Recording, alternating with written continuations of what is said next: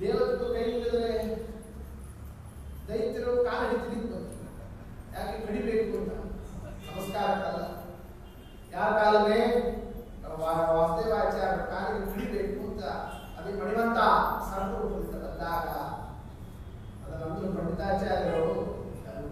तुण्डमिव प्रतिपन्नवान् द्विजकुमार पदं सममारच ಹೆಂಗೆ ಕಾಣಿಸ್ತದೋ ಗರುಡ ತುಂಡಮಿವ ಸರ್ಪ ಹೋಗಿ ಗರುಡನ ಪಕ್ಕಿಗೆ ಹೋಗಿ ಕಡಿತೀರಿ ಅಂತ ಹೋದ್ರೆ ಏನಾಗ್ತದೆ ಅದ ಸ್ಥಿತಿ. ಹಾಗೆ ನಮ್ಮ ಶ್ರೀಮದಾಚಾರ್ಯರ ಪಾದದ ಹೆಬ್ಬೆಟ್ಟು ಅದು ಗರುಡನ ಪಕ್ಕಿದ್ದಂತೆ. ಯಾಕೆ ಗರುಡಾದಿಗಳೆಲ್ಲ ಬಂದು ತಮ್ಮ ತಲೆಯನ್ನು ಸದಾ ಕಟ್ಟಿಸ್ತಾ ಇರ್ತಾರಲ್ಲ, ಆ ಪಾದದಿಂದ ಹಸಿಗೆ ಹಾಕಿಬಿಟ್ಟು ಆ ಸರ್ಪ ರೂಪದಿಂದ ಬಂದಿರ್ತಾರೆ ದೈತ್ಯನ. ಏನು ತೋರಿಸ್ತಾ ಇದ್ರೆ ಇದೆಲ್ಲ ಕಥಾಭಾಗ ಹಿಂದೆ ಹೇಳಿದ್ರೆ ವಾಸುದೇವಮಿಹ ವಾಸುದೇವತಾ ಕೃಷ್ಣ ಪರಮಾತ್ಮ ಹೇಗಿದ್ದಾನೆ ಹಾಗೆ ಕಥಾ. ಯಾರ ಕಥಾ? ನಮ್ಮ ಮುಖ್ಯ ಪ್ರಾಣದೇವರ ಕಥಾ. ಅದು ಬಿಂಬ ಪ್ರತಿಬಿಂಬ. ಕೃಷ್ಣ ಪರಮಾತ್ಮ ಹೇಗೆ ಕಾಲಿಯನ್ನು ಮರ್ದನವನ್ನು ಮಾಡಿ ಕಾಲಿನಿಂದ ತುಳಿದು ಹಾಕಿದ್ದೋ ಇಲ್ಲೋ ಅದರಂತೆಯೇ ನಮ್ಮ ವಾಸುದೇವಾಚಾರ್ಯರು ಮುಖ್ಯ ಪ್ರಾಣದೇವರು ಸಹ ಅದೇ ಕಾರ್ಯವನ್ನು ಮಾಡೋದರಿಂದ ಇನ್ನೂ ಒಂದು ಚಿತ್ರವನ್ನು ಮಾಡಿದ್ವಿ. ಇನ್ನು ಪರಮಾತ್ಮ ಗುರುಕುಲವಾಸಕ್ಕೆ ಹೋದ ಸಂದೀಪ ಋಷಿಗಳ ಹತ್ರ.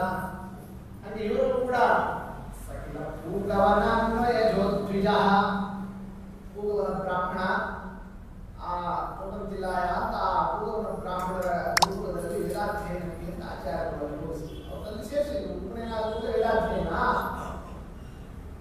ಆ ವೇದಾಧ್ಯಯನದಲ್ಲಿ ಓದಲಿಕ್ಕೆ ಹೋದವರು ಕಲಿಯೋರು ಕಲಿಸೋರು.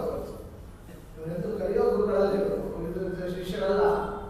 ಅಲ್ಲಿ ಬರೀ ಆಟ, ಅನೇಕ ವಿಧವಾದಂತಹ ವಿಹಾರ, ನೀರಿನಲ್ಲಿ ಜಿಗಿದಾಡೋದು, ಈಜೊಡೆಯೋದು, ಒಬ್ರಿಗೊಬ್ಬರಿಗೆ ಸ್ಪರ್ಧಾ ಮಾಡೋದು, ಫಾಸ್ಟ್ ಓಡ್ ಹೋಗೋದು, ಹಾಡ್ಕೊಂಡು ಹೋಗೋದು, ಹೈ ಜಂಪು, ಲಾಂಗ್ ಜಂಪು, ಏನೇನು ಆಟಗಳಿದ್ದಾರೆ ಎಲ್ಲ ಆಡಿದ್ದಾರೆ. ಅವನ ತೇಜಸ್ಸಿ ಹಂತನ ಕೇವಲ ಎಲ್ಲರನ್ನು ಸೋಲಿಸ್ತಿದ್ರು. ಅವರು ಸಮಾನ ವಯಸ್ಸಿನವರಲ್ಲ, ಮೇಲಿನ ಕ್ಲಾಸ್ನವರು, ಅದ್ರ ಮೇಲಿದ್ದವರು ಎಲ್ಲರೂ ಕೂಡ ಸೋಲಬಹುದು ನೋಡಿ. ವಾಸುದೇವ ಬರ್ತಾನೆ ಸ್ಪರ್ಧಾಕ್ಕೆ, ಅವ ಭೀಮ ಬಿಡ್ರಿ. ಅವ ಭೀಮ ಅವನ ಜೊತೆಗೆ ಯಾರು ಆಡ್ತಾರೆ ಅವಲ್ಲ ಅಂತ ಎಲ್ಲರೂ ಏನಂತ ವ್ಯಂಗ್ಯ ಮಾಡುತ್ತಿದ್ದಂತೆ ವಾಸುದೇವರಿಗೆ, ವಾಸುದೇವಾಚಾರ್ಯರಿಗೆ, ನಮ್ಮ ದೊರೆಯಾಗೆ ಭೀಮ ಭೀಮ ಇತೀರಿತಂ. ಅವರ ಹಾಸ್ಯಕ್ಕೆ ಭೀಮ ಅಂತ ಕರೆದ್ರು ಅದು ಒಳಗಿಂದ ಅವ್ರ ಭೀಮನೇ. ಭೈಮೀತನೋ ಮರುತಾಹ ಕಥಾ ಪರಸ್ಯ ಭೈಮೀತನಂ ಮರುತಾಹ ಕಥಾ ಪರಸ್ಯ ಅಂತ ಬಂದ್ರೆ ತಾವು ಯಾರು? ತಮ್ಮ ಪರಿಚಯವನ್ನು ಶ್ರೀಮದಾಚಾರ್ಯ ತಮ್ಮ ಗ್ರಂಥದಲ್ಲಿ ಹೇಳಬೇಕಾದ್ರೆ ನಾವು ಯಾರು? ವಾಯುದೇವರು. ಬರೀ ವಾಯುದೇವರು ಅಷ್ಟೇ ಅಲ್ಲ, ವಾಯುದೇವರ ಭೀಮರೂಪದ ಅಂಶನೇ ನಾವು ತಿಳ್ಕೊಂಡಿದ್ದೇವೆ. ಗೊತ್ತಾಯ್ತಲ್ಲ? ಅಂದ್ರೆ ಅವರೇನೆ ದ್ವಾಪರಾಂತ್ಯದಲ್ಲಿ ಏನೊಂದು ಭೀಮಾತ್ಮಕ ಅವತಾರವನ್ನೇ ಮೂಲ ರೂಪದಿಂದ ಯಾವ ಅಂಶ ಇಲ್ಲಿ ತಂದು ವ್ಯಕ್ತ ಮಾಡಿದರು, ಅದೇ ಅಂಶ ಇನ್ನು ಮೂಲ ರೂಪಕ್ಕೆ ಸೇರಿರಲಿಲ್ಲ, ಸ್ವರ್ಗದಲ್ಲಿತ್ತು. ಆ ಸ್ವರ್ಗದಲ್ಲಿರ್ತಕ್ಕ ಅದೇ ಅಂಶವನ್ನೇ ಪುನಃ ಈ ಮಧ್ವಾವತಾರಕ್ಕೆ ತಂದಿರೋದು. ಆದ್ದರಿಂದ ತಮಯಂ ನನು ಭೀಮ ಇತೀರಿತಂ, ಅದೇ ಭೀಮ ಅಂತ ಕಾರಣ. ಎಲ್ಲರೂ ಭೀಮ ಅಂತ ಕರೆದಿದ್ದು ಸರಿ. ಆದ್ರೆ ಗುರುಗಳು ಅವ್ರು ಯಾವ ಪಾಠಗಳನ್ನು ನೋಡಿದ್ರೆ ಏನೋ ಸ್ವಲ್ಪ ಆಗಿ ಅಂತಾರೆ. ಯಾರು ಅದನ್ನೇ ಮಾಡ್ತಿದ್ರೆ ಸಬ್ಸಿಡಿ ಬರ್ತಿದೆ. ಅದೆಲ್ಲದಕ್ಕಿಂತ ಈ ವಿದ್ಯಾರ್ಥಿಗಳ ಸ್ವಭಾವ ಏನಿರ್ತದೆ ಗೊತ್ತಿಲ್ಲ. ವೇದಾಧ್ಯಯನ ಗುರುಕುಲದಲ್ಲಿ ಹೇಳ್ತಾರಲ್ಲ, ಯಾವಾಗ ಅನಧ್ಯಯನ ಬರ್ತದೆ ಅಂತ ಕಾಯ್ತಿರ್ತಾರೆ.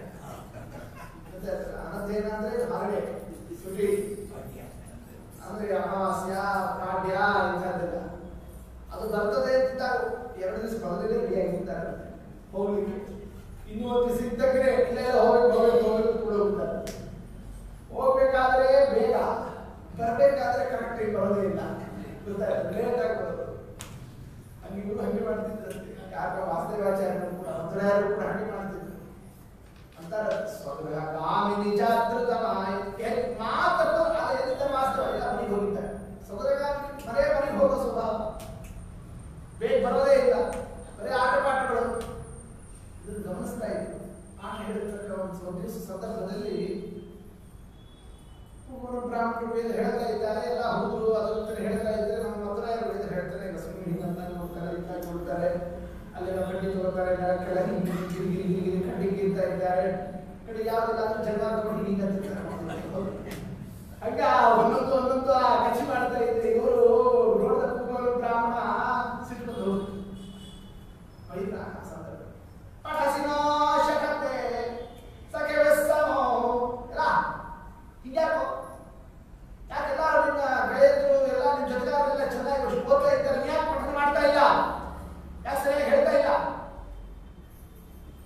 ಯಾಕೆ ಹೇಳ್ತಿಲ್ಲ ಸುಳ್ಳು ಇದೆ ಅಂತ ಹೇಳೋದು ನಮ್ಮ ಆಚಾರ್ಯ ಮತ್ತೆ ಅವ್ರ ಮತದಲ್ಲಿ ಮಿಥ್ಯಾ ಮತ ಇಲ್ಲ ಅವರೆಲ್ಲ ಸತ್ಯವಾದ ಹೌದು ಆಗ ನಮ್ಮ ಶ್ರೀಮದಾಚಾರ್ಯ ಅಂದರು ಯಾಕೆ ಹೇಳ್ತಿಲ್ಲ ಅಂತ ಕೇಳ್ತಾ ಇದ್ದಾರಲ್ಲ ನೇರ ಮಾತು ಉತ್ತರವರು ಕೊಟ್ಟರು ನಂಗೆ ಅಭ್ಯಾಸ ಮಾಡೋದು ಇಷ್ಟ ಇಲ್ಲ ನೋಡಿ ಯಾರು ಶ್ರೀಮದಾಚಾರ್ಯ ಗುಣವಿಕಾಚರಣಾದಿಕ ಗೋಚರ ನಮಃ ಹೃದಯೇತ್ಯುದಿತೆ ಗುಣವಿಕಾ ಅಂದ್ರೆ ಮಲ್ಟಿಪ್ಲೈ ಮಾಡೋದಿದೆಯಲ್ಲ ಒಂದ್ಸಲ ಹೇಳೋದು ಎರಡು ಸಲ ಹೇಳೋದು ನಾಲ್ಕು ಸಲ ಹೇಳೋದು ಹಂಗೆ ಆ ಅಭ್ಯಾಸ ಮಾಡೋ ವಿಧಾನಗಳೆಲ್ಲ ಇದ್ದಾವಲ್ಲ ಊರು ಹೊಡೆಯೋದು ಅದಂಗೆ ಇಷ್ಟ ಇಲ್ಲ ಯಾರು ಶ್ರೀಮದಾಚಾರ್ಯ ಇಷ್ಟ ಇಲ್ಲ ಹಂಗಾರೆ ಏನೆಲ್ಲ ಹಂಗೆ ಒಂದ್ಸಲ ಕೇಳಿದ ತಕ್ಷಣ ಬಾಯಿ ಬರ್ತದ ನಿಮಗೆ ಹಂಗಾರೆ ಹೇಳೋಣ ಹೇಗೆ ಬರ್ತದೆ ನಿಮಗೆ ಹೇಳ್ತೀನಿ ಎಲ್ಲ ಪಾಠ ಪರೀಕ್ಷಾ ಆ ಶ್ರೀಮದಾಚಾರ್ಯರು ಏನು ವೇದವನ್ನು ಹೇಳ್ತಾ ಇದ್ದಾರಂತೆ ಅವರು ವೇದವನ್ನು ಹೇಳ್ತಿದ್ರೆ ಸಕಲ ಲಕ್ಷಣ ಶಿಕ್ಷಣ ಮೂಲಭೂ ಶ್ರುತಿ ಸಮಾನಂ ಸ್ಖಲನೋಚ್ಛಿತಂ ಉಚ್ಚಸ್ವರ ಒಂದು ಸ್ಖಲನಿಲ್ಲ ಉದಾತ್ತ ಅನುದಾತ್ತ ಸ್ವರಗಳ ಆ ಒಂದು ಪ್ರಮಾಣ ದೇವತೆಗಳು ಕೈಗುಣಿತಾ ಇದ್ದಾರೆ ನಮ್ಮ ಲೋಕದಲ್ಲೂ ಕೂಡ ಹಿಂಗೆ ವೇದೋಚ್ಚಾರಣವನ್ನು ಮಾಡಲಿಕ್ಕೆ ಸಾಧ್ಯ ಇಲ್ಲ ಕಲಿಬೇಕು ನಾವು ಅಂತ ಅಲ್ಲೇ ಹಿಂಗಿದ್ದಾಗ ಇನ್ನು ಈ ಪೂರ್ವವರ ಬ್ರಾಹ್ಮಣ ಅವ್ರು ಎಷ್ಟು ಪಾಠ ಹೇಳಿದ್ರು ಅದನ್ನು ಹೇಳಿದ್ರು ಪಾಠ ಹೇಳದೇ ಇರೋದನ್ನು ಹೇಳಿದ್ರು ಅವ್ರು ಗೊತ್ತಿರೋದನ್ನು ಹೇಳಿದ್ರು ಗೊತ್ತಿದ್ರು ಎಲ್ಲಾ ವೇದ ಹೇಳ್ತಾರೆ ಆಚಾರ್ಯ ಕಾಲದಲ್ಲಿ ತೋರಿರ್ತಕ್ಕಂತಹ ಏನಿ ಕಥಾದಲ್ಲಿ ಶ್ರೀಮದಾಚಾರ್ಯ ತಿಳಿಸಿರ್ತಕ್ಕಂತಹ ಅಂಶ ಎಲ್ಲರಂತೆ ನಾವು ಈ ಲೋಕಕ್ಕೆ ಬಂದು ಕಲಿತಿರ್ತಕ್ಕ ವಿದ್ಯಾದಿಂದ ನಾವು ಜಗದ್ಗುರುಗಳಾಗಿಲ್ಲ ನಮ್ಮ ವಿದ್ಯಾ ಕೇವಲ ಭಗವದ್ ಅನುಗ್ರಹದಿಂದ ಸದಾ ಬುದ್ಧಿಯಲ್ಲಿರತಕ್ಕಂತಹ ವಿದ್ಯಾ ಇದು ಕಾರಣ ಕೆಲವರು ಇಲ್ಲ ನಮ್ಮವರೇ ಹಟ್ಟಿ ಹೊಡೆಯೋರಿದ್ದಾರೆ ಏನಂತ ಏನೇ ಆಗಲಿ ಬರೇ ನೀವು ಅದ್ವೈತವನ್ನು ಖಂಡನ ಮಾಡೋದು ಅವ್ರನ್ನ ಬೈಯೋದು ಇದು ಮಾಡೋದು ಮಾಡ್ತೀವಿ ಇವತ್ತು ವೇದ ಉಳಿದಿದ್ದೆ ಅದ್ವೈತಗಳಿಂದ ಹೋದವರು ನೋಡಿ ಹಿಂಗೆ ಮಾತಾಡೋದು ಯಾಕೆ ನಿಮ್ಮ ಮಾತುಗಳಲ್ಲಿ ವೇದ ಹೇಳೋದೇ ಕಡಿಮೆ ಇವತ್ತು ವೇದ ಎಲ್ಲ ಹೇಳೋರು ಯಾರು ಅದ್ವೈತದಲ್ಲೇ ಜಾಸ್ತಿ ಅದು ಹೌದು ಯಾಕವಲ್ಲ ಅನಿಷ್ಠಾಪಗಳಿಂದ ಏನ್ ನಾದ ಏನ ವೇದಸ್ವರ ಏನ ಉಚ್ಚಾರಣ ಇದನ್ನು ಹೇಳ್ತಿದ್ರೆ ಒಂದು 100 ದಿನ ಏಕಕಾಲಕ್ಕೆ ಹೇಳಿದ್ರೆ ಝಲ್ ಅಂತ ಹೋಗ್ತದೆ ಅಷ್ಟು ವೇದ ಹೇಳ್ತಾರೆ ವೇದ ಎಲ್ಲ ಉಳಿದಿದ್ದೇ ಆಗೋದಿಲ್ಲ ಸುಮ್ಮನೆ ನೀವು ಅದ್ವೈತವನ್ನು ಖಂಡನ ಮಾಡ್ತೀರಿ ಅವ್ರ ದೈತ್ಯರು ಹೋಗ್ತೀರಿ ಅವ್ರ ಶಂಕರಾಚಾರ್ಯ ಇದು ಮಾಡ್ತೀರಿ ಬೈತೀರಿ ಶಂಕರಾಚಾರ್ಯ ಒಂದು ವೇಳೆ ವೇದ ಉಳಿಸಿಕೊಟ್ಟಿರಲಿಲ್ಲ ಅಂದ್ರೆ ನಿಮ್ಮ ಮಧ್ವಾಚಾರ್ಯ ವೇದಕ್ಕೆ ಅರ್ಥ ಏನು ಬರ್ತೀವಿ ಅಂದಮೇಲೆ ಇಷ್ಟಕ್ಕಾದರೂ ನೀವು ಸ್ವಲ್ಪ ಅವ್ರಿಗೆ ಕೆಲಸ ಮಾಡಬೇಕು ಯಾರಿಗೆ ಶಂಕರಾಚಾರ್ಯ ಅಂತ ಹಿಂಗೆ ಕೆಲವರು ಮಾತಾಡೋರಿದ್ದಾರೆ ಅವರವರಲ್ಲಿ ನಮ್ಮ ಮಾಧ್ವೀಯ ವರ್ಗದಲ್ಲೇನೆ ಮತ್ತು ವಿಷಯವೂ ತಿಳಿದೇನೆ ಮಾತನಾಡುತ್ತಿದ್ದಾರೆ ಅದಕ್ಕೆ ಪಂಡಿತಾಚಾರ್ಯ ತಿಳಿಸ್ತಾ ಇದ್ದಾರೆ ಅವರು ಶ್ರೀಮದಾಚಾರ್ಯರು ಅವರಿಂದ ಇವರಿಂದ ವೇದವನ್ನು ಕಲಿತವರಲ್ಲ ಅವರು ಯಾರಿಂದಲೂ ಕೂಡ ಯಾವ ಒಂದು ಅಕ್ಷರವೂ ಬರ್ತಕ್ಕಂಥದ್ದಿಲ್ಲ ಅವರು ತಿಳಿಸಿಕೊಟ್ಟಿರೋದ್ರಿಂದ ಮುಂದಿನವರೆಲ್ಲರೂ ಕೂಡ ಆ ಒಂದು ಪರಂಪರಾವನ್ನು ವ್ಯವಸ್ಥಿತವಾಗಿ ನಡೆಸ್ತಾ ಇದ್ದಾರೆ ಅಂದಮೇಲೆ ಮಧುರಾಯರು ಅವರು ಕೇವಲ ಭಗವದ್ ಅವಲಂಬಿಗಳೇ ಹೊರತು ಇತರ ಅವಲಂಬಿಗಳು ಆಗಿಲ್ಲ ಈ ತತ್ವವನ್ನು ಈ ಕಥಾದಲ್ಲಿ ತೋರಿಸಿಕೊಡೋಣ ಪರಮಾತ್ಮ ಕೃಷ್ಣ ಪರಮಾತ್ಮ ಸಾಂಖ್ಯಿಕ ಋಷಿಗಳಲ್ಲಿ ಅಧ್ಯಯನ ಮಾಡಿದ್ದು ನಿಮಿತ್ತ ಮಾತ್ರ ಆದರೆ ಗುರುದಕ್ಷಿಣ ಕೊಟ್ಟರೆ ಹಾಗೆ ಗುರುಪುತ್ರನಲ್ಲೇ ಗುರುದಕ್ಷಿಣವನ್ನು ಕೊಟ್ಟರು ಹಾಗೆ ನಮ್ಮ ಶ್ರೀಮದಾಚಾರ್ಯರು ಸಹ ಪ್ರಿಯ ವಯಸ್ಸ ಶಿರೋ ಗುರು ವೇದನಾ ಅಶಮಯ ಸಹಜಾಮಪಿ ದುಸ್ಸಹ ಆ ಗುರುಪುತ್ರ ಮೂಗುವನ ಬ್ರಾಹ್ಮಣರ ಪುತ್ರ ಮಗ ಅವನು ಬಹಳ ಶಿವವೇದನ ತನ್ನೂ ಬಹಳ ಬರ್ತಿದ್ದ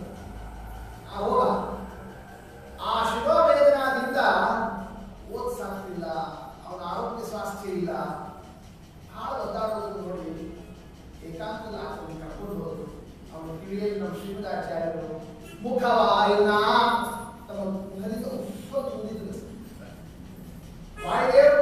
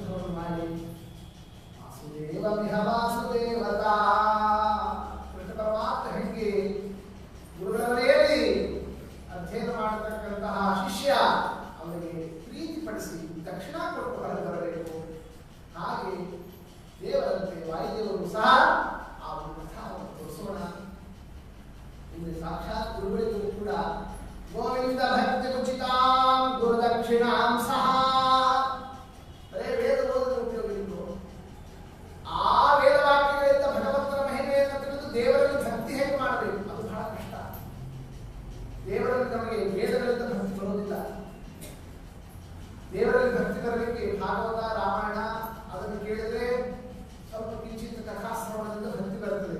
ಆದರೆ ಸಹಸ್ರಶೀರ್ಷ ಪುರುಷಃ, 1000 ಕೈ, 1000 ಕಣ್ಣು, 1000 ಕಾಲು, ದೇವರಿಗೆ ಇಷ್ಟಿದೆ, ಏನು ಭಕ್ತಿ ಬರ್ತದೆ ಹೇಳಿಬಿಡೋಣ.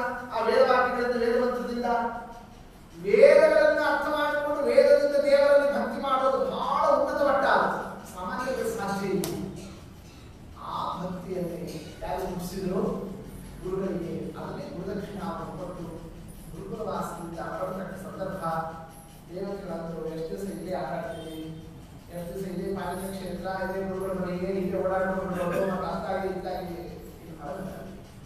ದೊಡ್ಡ ಕೆಲಸ ಆಗಬೇಕು. ಇಲ್ಲಿಂದ ಐಸ್ವಾಮಿ ದೃಷ್ಟಾಂತಮಯ ತಮಯ ಅವ್ಯಕ್ತವಚಿರಾತ್ ಗುಣಾನ್ ಗೂಢಾನ್ ವಿಷ್ಣೋ ಕಥಯ ಕಥಯ ಸ್ವಾಮಿ ಪ್ರಮದೇ.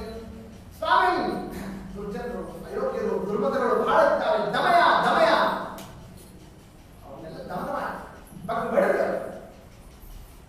ಭಗವಂತನ ಗುಣಗಾನವನ್ನೇ ಸಜ್ಜನರ ಹೃದಯದಲ್ಲಿ ಅದರ ಸ್ಥಾಪನವನ್ನು ಮಾಡಿಸಿ ಆನಂದ ನೀಡಬೇಕು ಅಂತ ಆ ಸಂದರ್ಭದಲ್ಲಿ ದೇವತೆಗಳ ಪ್ರಾರ್ಥನಾ. ಅದಕ್ಕೆ ಆಚಾರ್ಯ ಸಮ್ಮತಿ ಕೊಡೋಣ. ಜಗದುದ್ಧಾರವನ್ನು ನಡೆಸತಕ್ಕಂತಹ ಮುಂದಿನ ಕಾರ್ಯಕ್ಷೇತ್ರಕ್ಕೆ ಆಚಾರ್ಯರು ಸಿದ್ಧರಾಗಿ ಮನೆಗೆ ಬಂದವರೇನೆ ಯಾವ ಕ್ರಮದಲ್ಲಿ ಮಾಡಬೇಕು ವಿಚಾರವನ್ನು ತಿಳಿಸಿದ ಆ ಸಂದರ್ಭದಲ್ಲಿ. ಕಾರಣ ಉಪದೇಶ ಮಾಡಲಿಕ್ಕೆ, ಪಾಠ ಹೇಳಲಿಕ್ಕೆ, ಗ್ರಂಥ ಬರಲಿಕ್ಕೆ ಯತಿಗಳೇ ಆಗಬೇಕು ಅಂತ ಇಲ್ಲ. ಗೃಹಸ್ಥರಾಗಿ ಮಾಡಬಹುದು, ಬ್ರಹ್ಮಚಾರಿಗಳಾಗಿ ಮಾಡಬಹುದು, ಯಾವ ರೂಪದಲ್ಲೂ ಮಾಡಲಿಕ್ಕೆ ಬರ್ತದೆ. ಆದರೆ ಶ್ರೀಮದಾಚಾರ್ಯರು ಈಗ ಯತ್ಯಾಶ್ರಮವನ್ನು ಸ್ವೀಕಾರ ಮಾಡುವುದು ಉಚಿತ, ಯತ್ಯಾಶ್ರಮ ಮೂಲಕವಾಗಿ ಆಗಬೇಕು ಇಷ್ಟು ಸಂಕಲ್ಪವನ್ನು ಮಾಡಿದ. ಅದಕ್ಕೇನು ಕಾರಣ? ಅಸಂಗಮಸ್ಮಾತ್ ಪ್ರಕಟೀಕರೋಮ್ಯಹೋ ನಿಜಂ ಭಜ ಪಾರಮಹಂಸ್ಯಮಾಶ್ರಮಂ. ಪರಮಹಂಸಾಶ್ರಮ ಬಹಳ ಪವಿತ್ರವಾದ ಆಶ್ರಮ, ಪರಿಶುದ್ಧವಾದ ಆಶ್ರಮ, ಉತ್ಕೃಷ್ಟ ಆಶ್ರಮ. ಆ ಸನ್ಯಾಸಾಶ್ರಮವನ್ನೇ ಯಾವುದಕ್ಕೆ ಬಹಳ ಮಹತ್ವ ಇದೆಯೋ, ಗೌರವ ಇದೆಯೋ ಎಲ್ಲರೂ ಅದನ್ನು ಧಾರಣೆ ಮಾಡಬೇಡಿ. ನಾವು ಸನ್ಯಾಸಿ ಇರ್ತೀವಿ, ನಾವು ಆಗ್ತೀವಿ, ಹೌದಲ್ಲ ನಿಮಗೆ ಶಪಶ್ಚ ದುಃಖಾಶ್ರಮೇಶ ಭೇಜೆ ಜಡೋರ್ನವೇನ್ನ ಪರಥೇತಿ ಮತ್ವಾ ಅಂದಿದ್ದಾರೆ. ಯಾರು ನಮಸ್ಕಾರ ಮಾಡೋದಿಲ್ಲ ಅಂತಂದ್ರೆ ಒಂದು ಕೆಲಸ ಮಾಡಬೇಕು, ಯಾವ ಸನ್ಯಾಸ ಹೋಗ್ಬಿಡ್ಬೇಕು. ಆ ಎಲ್ಲರೂ ನಮಸ್ಕಾರ ಮಾಡ್ತಾರೆ. ಅವ ಎಷ್ಟು ಹಸೆ ಗಡ್ಡ ಇರಲಿ, ಅವ ಏನೇ ಇರಲಿ, ಅಷ್ಟೊಂದು ಕಾಲು ಉಟ್ಕೊಂಡ್ಬಿಟ್ಟ ಅಂತಂದ್ರೆ ಸಾ ಅದು ಸನ್ಯಾಸವನ್ನು ದುರುಪಯೋಗ ಮಾಡೋದು ಕಾಣಿಸ್ತಾ ಇದೆ. ಸನ್ಯಾಸಾಶ್ರಮ ಎಷ್ಟು ಪವಿತ್ರ, ಎಷ್ಟು ಅದಕ್ಕೆ ಇರಬೇಕಾದ ವೈರಾಗ್ಯ ಅದನ್ನು ನಾವು ಜಗತ್ತಿಗೆ ಅರ್ಥ ಮಾಡಿಸ್ಕೊಳ್ಬೇಕು. ಇದಕ್ಕೆ ಆಚಾರ್ಯರು ಸನ್ಯಾಸವನ್ನು ತಗೋಬೇಕು ಸಂಕಲ್ಪ ಮಾಡೋಣ. ಅಷ್ಟೇ ಅಲ್ಲ, ಆ ಸನ್ಯಾಸಾಶ್ರಮವನ್ನು ತಗೊಳ್ಳೋದ್ರಿಂದ ನಿಜಂ ಭಜ ಹೊಸದಾಗಿ ಏನು ತಗೊಂಡಿಲ್ಲ ನಾವು. ದೇವತೆಗಳಿಗೆ ಸದಾ ಎಲ್ಲ ಆಶ್ರಮದಲ್ಲಿ ಸಾಧನೆ ಮಾಡ್ತಾನೆ ಇರ್ತಾರೆ ಅವರು ನಾನಾ ರೂಪಗಳಿಂದ. ಅದನ್ನೇ ನಾವು ಮತ್ತೆ ಪ್ರಕಟ ಮಾಡ್ತೀವಿ ಅನ್ನೋದು. ಇವತ್ತು ಹೊಸದಾಗಿ ಸನ್ಯಾಸವನ್ನು ತಗೊಂಡಿದ್ದೀರ ಅರ್ಥನೂ ಅಲ್ಲ.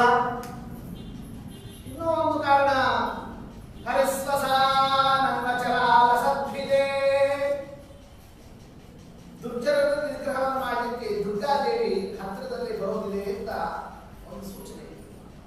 ಅಂದಮೇಲೆ ಕಲಿಕಾಲದಲ್ಲಿ ಅಯೋಗ್ಯರು ಬಹಳ ಪ್ರಬಲರಾದಾಗ ದುರ್ಗಾದೇವಿಯರು ಎಲ್ಲರನ್ನೂ ಪಟ್ಬಡಿದ್ದಾಳೆ 1000 ವರ್ಷಕ್ಕೆ. ಆ ಕೆಲಸ ನಮ್ಮ ತಾಯಿ ದುರ್ಗಾದೇವಿ ಮಾಡುತ್ತಿದ್ದಾಗ ನಾ ಮಾಡಬಾರ್ದು ಬರೋದು. ಆದ್ರೆ ಸನ್ಯಾಸ ತಗೊಳ್ಳಿಲ್ಲ, ಮಾಡಬೇಕಾಗ್ತದೆ.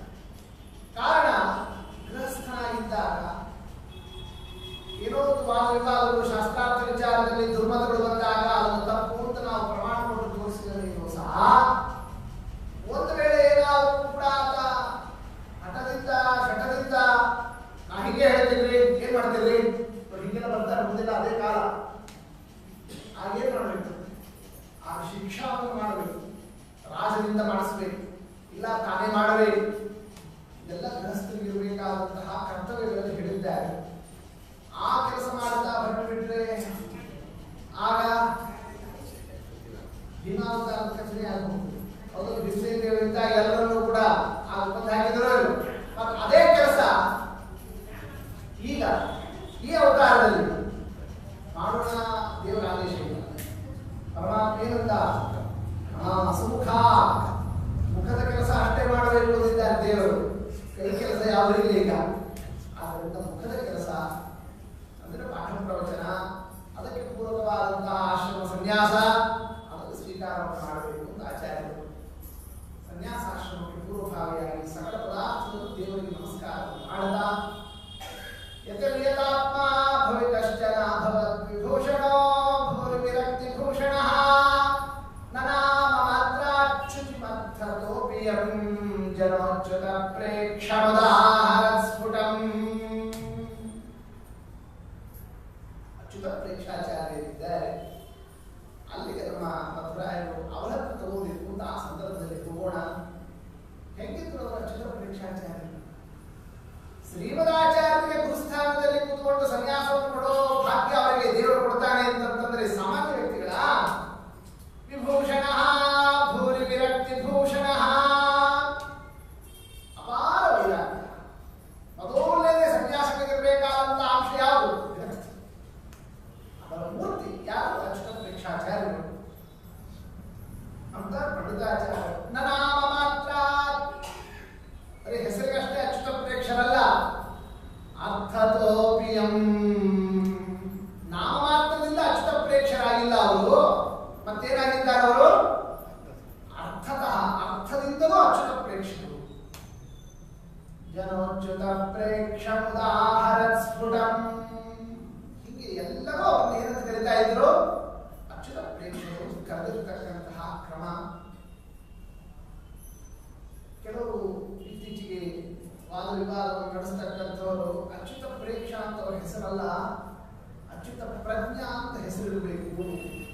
ಯಾಕೆ? ಗುರು ಶಿಷ್ಯರು ಪೂರ್ಣ ಪ್ರಜ್ಞರು, ಪೂರ್ಣ ಪ್ರಜ್ಞರು ಶಿಷ್ಯರಾದ್ಮೇಲೆ ಗುರುಗಳು ಏನಾಗಬೇಕು? ಅವರು ಅಚ್ಯುತ ಪ್ರಜ್ಞಾ ಅಂದಮೇಲೆ ಅವ್ರನ್ನ ಅಚ್ಯುತ ಪ್ರೇಕ್ಷ ಅಂತ ಈ ರೀತಿಯಿಂದ ಹೆಸರಿಟ್ಟು ಕರೆಯೋದಿದೆಯಲ್ಲ, ಅದು ಸರಿಯಲ್ಲ ಅಂತ ಸಂಶೋಧನ. ಧನಕ್ಕೋಸ್ಕರ ಸಂಶೋಧನೆ ಮಾಡಬೇಕು. ಆ ರೀತಿಯಿಂದ ಮಾಡತಕ್ಕಂತಹ ವರ್ಗ ಹಿಂಗೆ ವಿಚಾರವನ್ನೆಲ್ಲ ಮಾತನಾಡೋದು ಕಾಣಿಸ್ತಾ ಇದ್ದಾರೆ. ಆದರೆ ವಿಷಯ ಬಹಳ ಸರಳ ಇದೆ. ಇವೆಲ್ಲ ಏನೋ ಒಂದು ಹೊಸದು ಹೇಳಬೇಕು ಅಂತ ಮಾಡತಕ್ಕಂತಹ ಕಸರತ್ತೆ ಹೊರತು ಯಾವುದೂ ಅರ್ಥ ಇಲ್ಲ. ಕಾರಣ ಅವರನ್ನು ಅಚ್ಯುತ ಪ್ರೇಕ್ಷರು ಅಂತ ಕರೆದಿರ್ತಕ್ಕಂಥದ್ದು ಏನಿದೆ ಒಂದು ಕಡೆ ಅಲ್ಲ, 10 ಕಡೆ ಅದೇ ಉಲ್ಲೇಖ. ಗೊತ್ತಾಯ್ತಾ? ಅಚ್ಯುತ ಪ್ರೇಕ್ಷ, ಅಚ್ಯುತ ಪ್ರಜ್ಞ. ಅಚ್ಯುತ ಪ್ರಜ್ಞರು ಅಂದರೆ ಅವರಿಗೆ ಆ ಒಂದು ಹೆಸರು ಅದು ಸೂಕ್ತ ಅಂತ ಆಗಿದ್ದರೆ, ಅದೇ ಆಗಿದ್ದರೆ ಅಂದರೆ ಜನೋಚ್ಯುತ ಪ್ರಜ್ಞಮುದಾಹರತ್ ಸ್ಫುಟಂ ಹಂಗೆ ಹೇಳ್ಬೋದಾಗಿತ್ತು. ಛಂದಸ್ಸೇ ಭಂಗ ಆಗ್ತಿರಲಿಲ್ಲ, ಶ್ಲೋಕ ಸರಿಯಾಗಿ ಹೊಂದಾಣಿಕೆ ಆಗ್ತಿತ್ತು. ಅಂಥದ್ದನ್ನೇ ಅಚ್ಯುತ ಪ್ರೇಕ್ಷ ಅಂತ ಪ್ರಜ್ಞೆ ಶಬ್ದ ಬಿಟ್ಟು ಅದನ್ನೇ ಆಡಿದ್ದರಿಂದ ಅದನ್ನೇ ಅಚ್ಯುತ ಪ್ರಜ್ಞಾ ಅಂತ ರೂಪಾಂತರವನ್ನು ಚಿಂತನವನ್ನು ಮಾಡಲಿಕ್ಕೆ ಏನು ಕಾರಣ? ಸರಿ ಇಲ್ಲ ವಿಚಾರ. ಮತ್ತಷ್ಟೇ ಅಲ್ಲ, ಅಲ್ಲಿ ಏನು ಹೇಳಿದ್ದಾರೆ? ಅಲ್ಲಿ ನನಾಮ ಮಾತ್ರ, ಬರೀ ಹೆಸರಿಗಷ್ಟೇ ನಾಮದಿಂದ ಮಾತ್ರ ಅಚ್ಯುತ ಪ್ರೇಕ್ಷರಾಗಿರಲಿಲ್ಲ, ಅರ್ಥದಿಂದಲೂ ಅಚ್ಯುತ ಪ್ರೇಕ್ಷರು. ನೋಡಿ ಈ ಶಬ್ದ ಆಗುತ್ತೆ ಅಂದ್ರೆ ನಾಮವನ್ನು ತಗೊಂಡಿದ್ದಾರೆ. ನಾಮ ಮಾತ್ರ, ನಾಮಕ್ಕೆ ಮಾತ್ರ, ಹೆಸರಿಗಷ್ಟೇ ಅಲ್ಲ ಅಂದ್ರೆ ಹೆಸರು ಅದೇ ಆಗಿತ್ತು ಅಂತ ಸ್ಪಷ್ಟ ಆಯ್ತು. ಅಂದ್ಮೇಲೆ ಅಚ್ಯುತ ಪ್ರಜ್ಞಾ ಅನ್ನೋದು ಸರಿ ಹೆಸರು, ಅಚ್ಯುತ ಪ್ರೇಕ್ಷ ಅನ್ನೋದು ಅಲ್ಲ ಅಂತ ಹಿಂಗೇನು ಇತ್ತೀಚಿನವರೆಲ್ಲ ತಮ್ಮ ವಿಚಾರವನ್ನು ಮಂಡಿಸ್ತಾ ಇದ್ದಾರೆ. ಅದು ಅಷ್ಟು ಅದಕ್ಕೆ ಬಲವತ್ತರವಾದಂತಹ ಆಧಾರ ಸಿಗೋದಿಲ್ಲ, ಅದಕ್ಕೆ ಮಹತ್ವ ಸಿಗೋದಿಲ್ಲ. ಆ ಸಂದರ್ಭದಲ್ಲಿ ಕೆಲವು ಯುಕ್ತಿಗಳನ್ನು ಹಾಕ್ತಾರೆ. ಆ ಯುಕ್ತಿಗಳು ಬಹಳ ಬಾಲಿಸಿದ್ದಾರೆ. ಏನ್ ಯುಕ್ತಿ ಹಾಕ್ತಾರೆ ಅವರು ಅಂತಂದ್ರೆ, ಈಗ ಪೂರ್ಣ ಪ್ರಜ್ಞಾ ಅಂತ ಅವರ ಹೆಸರು, ಹೌದೌದು. ಯಾರ ಹೆಸರು? ಶ್ರೀಮದಾಚಾರ್ಯ ಹೆಸರು. ಅಂದ್ರೆ ಪೂರ್ಣ ಪ್ರಜ್ಞರು ಅಂತ ಆದ್ಮೇಲೆ ಗುರುಗಳು ಏನಾಗಿರ್ಬೇಕು? ಅಚ್ಯುತ ಪ್ರಜ್ಞೆ. ಅಂದ್ರೆ ಮುಂದಿನವರು ಪ್ರಜ್ಞರಾದ್ದರಿಂದ ಹಿಂದಿನವರು ಪ್ರಜ್ಞೆ ಬೇಕು. ಮತ್ತೆ ಹೀಗೆ ಎಷ್ಟೋ ಪೀಠದಲ್ಲಿರ್ತಾರೆ ಸತ್ಯ ಧ್ಯಾನರು, ಸತ್ಯ ಜ್ಞಾನರು, ಹೀಗ ಸತ್ಯ ಅಂತ ಒಂದು ಮಠದಲ್ಲಿ ಇಟ್ಕೊಂಡಿರ್ತಾರೆ. ಸತ್ಯ ಎಷ್ಟು ಇರ್ತದೋ ಅದು ಗೊತ್ತು. ಆಮೇಲೆ ಒಟ್ಟಲ್ಲಿ ಇಟ್ಕೊಂಡಂತೂ ಇರ್ತಾರೆ. ಆ ಒಂದೊಂದು ಮಠದಲ್ಲಿ ಒಂದೊಂದು ಹೆಸರು ಇಟ್ಕೊಂಡಿರ್ತಾರೆ. ಒಂದು ಸತ್ಯ ಅಂತ ಇರ್ತದೆ, ಒಂದು ವಿದ್ಯಾ ಅಂತ ಇರ್ತದೆ, ಒಂದು ಲಕ್ಷ್ಮಿ ಅಂತ ಇರ್ತದೆ, ಇನ್ನೊಂದು ಒಬ್ಬೊಂದು ಮಠದಲ್ಲಿ ಹಂಗೆ ಈ ಒಂದು ಪ್ರಜ್ಞೆ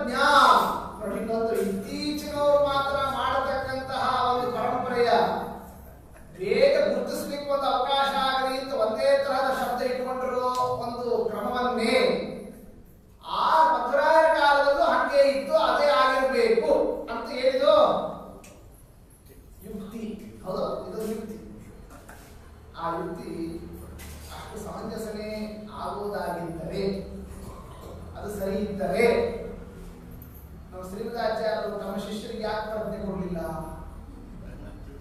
ಹೌದು, ನಮ್ಮ ಮಧುರಾಯ ಶಿಷ್ಯರು ಯಾರಿದ್ದಾರೆ? ಪದ್ಮನಾಭ ತೀರ್ಥರು, ವಿಷ್ಣು ತೀರ್ಥರು, ಯಾರು ಪ್ರಜ್ಞಾ ಅಂತ ಕೊಟ್ಟವರು? ಅಂದ್ರೆ ಹಂಗೆ ಆ ಪ್ರಜ್ಞಾ ಅನ್ನೋ ಒಂದು ಸಿಂಬಲ್ ಏನಿದೆ ಅದು ಹಂಗೆ ಮುಂದುವರಿಬೇಕು, ಹಿಂದೂ ಇದ್ದು ಮುಂದೆ ಇದ್ದು ಇದೆಲ್ಲ ಎಲ್ಲಿದೆ ವಿಚಾರ? ಮಧುರಾಯ ಬದಲಾಯಿಸಿಬಿಟ್ರು. ಮಧುರಾಯ ಬದಲಾಯಿಸಿದ್ದಾರೆ ಅಂತಂದ್ರೆ ಅವ್ರ ಹಿಂದೂ ಬದಲಾಯಿಸಿದ್ದಾರೆ.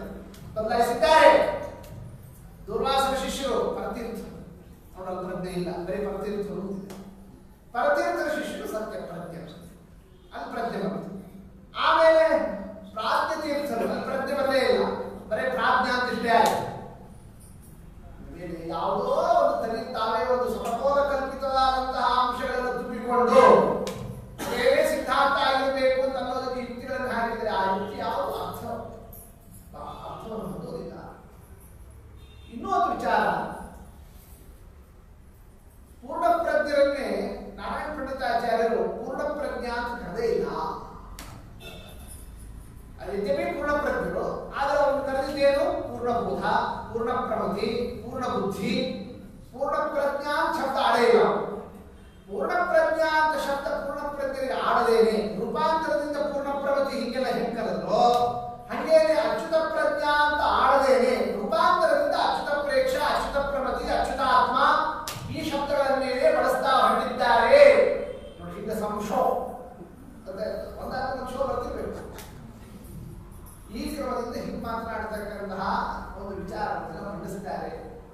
ಅವರು ಅಣುಮಧ್ವ ವಿಜಯ ಓದಿಲ್ಲ ಅಂತ. ಅಣುಮಧ್ವ ವಿಜಯದಲ್ಲಿ ಏನು ಹೇಳಿದ್ದಾರೆ? ಪೂರ್ಣ ಪ್ರಜ್ಞಾಖ್ಯ ಆಸೀದ್ಯತಿ ಕುಲತಿಲಕಃ ಯಶುಭಾಚಾರ ಈಶ. ಸ್ಪಷ್ಟ ಹೇಳಿದ್ದಾರೆ, ಪೂರ್ಣ ಪ್ರಜ್ಞಾಖ್ಯ ಆಸೀತ್.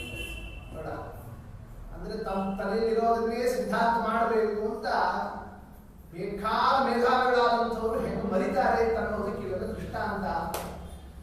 ಇನ್ನು ಅದರ ಮೇಲೆ ಪೂರ್ಣ ಪ್ರಜ್ಞೆ ಬದಲಾಗಿ ಪೂರ್ಣ ಬೋಧ, ಪೂರ್ಣ ಪ್ರಮತಿ, ಪೂರ್ಣ ಬುದ್ಧಿ ಆ ಶಬ್ದ ಆಡ್ತಕ್ಕಂಥದ್ದಿಗೆ ಕಾರಣ ಬರ್ತದೆ.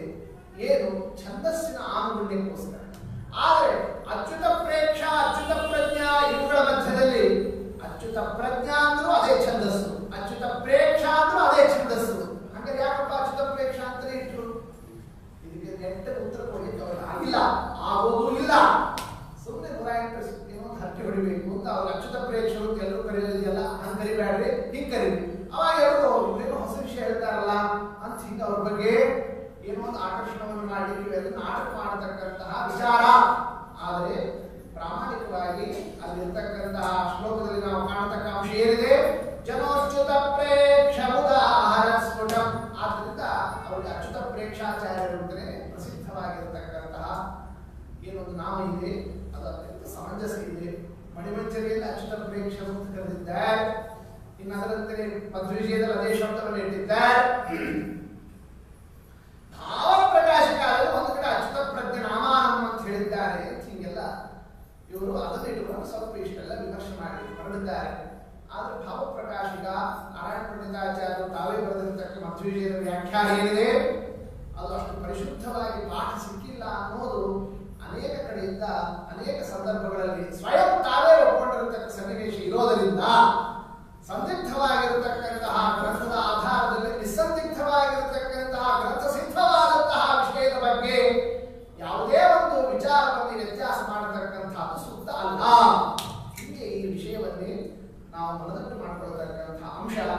ಜನೋಚ್ಯುತ ಪ್ರೇಕ್ಷ ಉದಾಹರ ಸ್ಫುಟಂ. ಈಗ ಅಚ್ಯುತ ಪ್ರೇಕ್ಷರು ಅನ್ನತಕ್ಕಂತಹ ಆ ಒಂದು ನಾಮವನ್ನೇ ಅದರಿಂದ ಪ್ರಸಿದ್ಧರಾಗಿರ್ತಕ್ಕಂತಹ ಮಹಾನುಭಾವರು ಯಾಕೆ ಅಲ್ಲಿ ಬರೆದರು ಶ್ರೀಮದಾಚಾರ್ಯರು? ಏನು ಕಾರಣ ಅಂತ ಅನ್ನೋದಕ್ಕೆ ಅನೇಕ ಕಾರಣಗಳನ್ನು ಕೊಡ್ತಾರೆ. ಏನೇ ನಾವು ಕಾರಣಾನ್ವೇಷಣೆ ಮಾಡಿದರೆ ಈ ಜನ್ಮದ ಕಾರಣ ಸಾಕಾಗುವುದಿಲ್ಲ.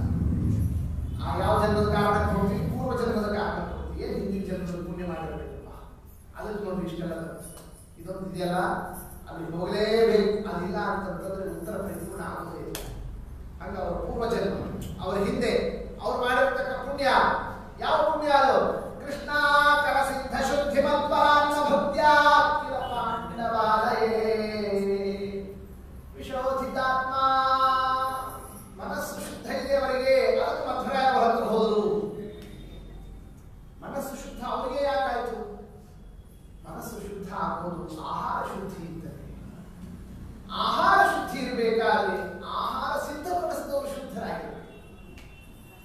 ಈಗ ನಾವು ಪ್ರಜ್ಞೆನೇ ಬಿಟ್ಬಿಟ್ಟಿದ್ವಿ. ಅಡಿಗೆ ಒಂದು ನೋಡ್ತೀವಿ, ಗಾಳಿಗೆ ನದಿ ಮೂಲ ನೋಡಬಾರ್ದು, ಋಷಿ ಮೂಲ ನೋಡಬಾರ್ದು, ಈಗ ಎಷ್ಟೋ ಒಂದು ಅಡಿಗೆ ಮೂಲ ನೋಡಬಾರ್ದು ಇವತ್ತಿನ ಕಾಲ. ಅದು ಏನು ಅಡಿಗೆಯೋ, ಏನು ಮಾಡ್ತಿರ್ತಾರೋ, ಅದು ಏನು ನಡೀತದೋ, ಅದೇನು ಈ ಸ್ಥಳದಲ್ಲೇ ನಿರ್ಮಾಣ ಆಗಿರೋ ಅಡಿಗೆನೋ ಅಥವಾ ಸ್ಥಳಾಂತರದಲ್ಲಿ ನಿರ್ಮಾಣ ಆಗಿರೋ ಬಂದು ನಿಂತಿರೋ ಅಡಿಗೆ ಆಗಿರ್ತದೋ, ಅಥವಾ ಮಾಡತಕ್ಕಂಥವ್ರದ್ದು ಏನು ಖರೆ ಜನಿವಾರನೋ ಆಭಾಸ ಜನಿವಾರನೋ ಏನು ವಿಚಾರನೋ ಯಾವುದಕ್ಕೂ ವಿಚಾರನೇ ಇಲ್ಲ. ಅಷ್ಟು ಚಲೋ ಅಡಿಗೆ ಅದು ಸಾಕು, ತಿಂದು ಸಾಕು ಅನ್ನೋ ಸ್ಥಿತಿಗೆ ಇವತ್ತು ನೋಡ್ತಾ ಇದ್ದೀವಿ. ನಮ್ಮ ಪಂಡಿತಾಚಾರ್ಯ ತಿಳಿಸ್ತಾ ಇದ್ದಾರೆ, ಯಾಕೆ ನೀವು ತಪ್ತಾ ಇದ್ದೀರಿ, ನಮ್ಮ ಲೆಕ್ಕ ಎಲ್ಲ ತಪ್ಪಾಗಿದೆ ಅನ್ನೋದನ್ನು ಗುರುತಿಸ್ಕೊಳ್ರಿ.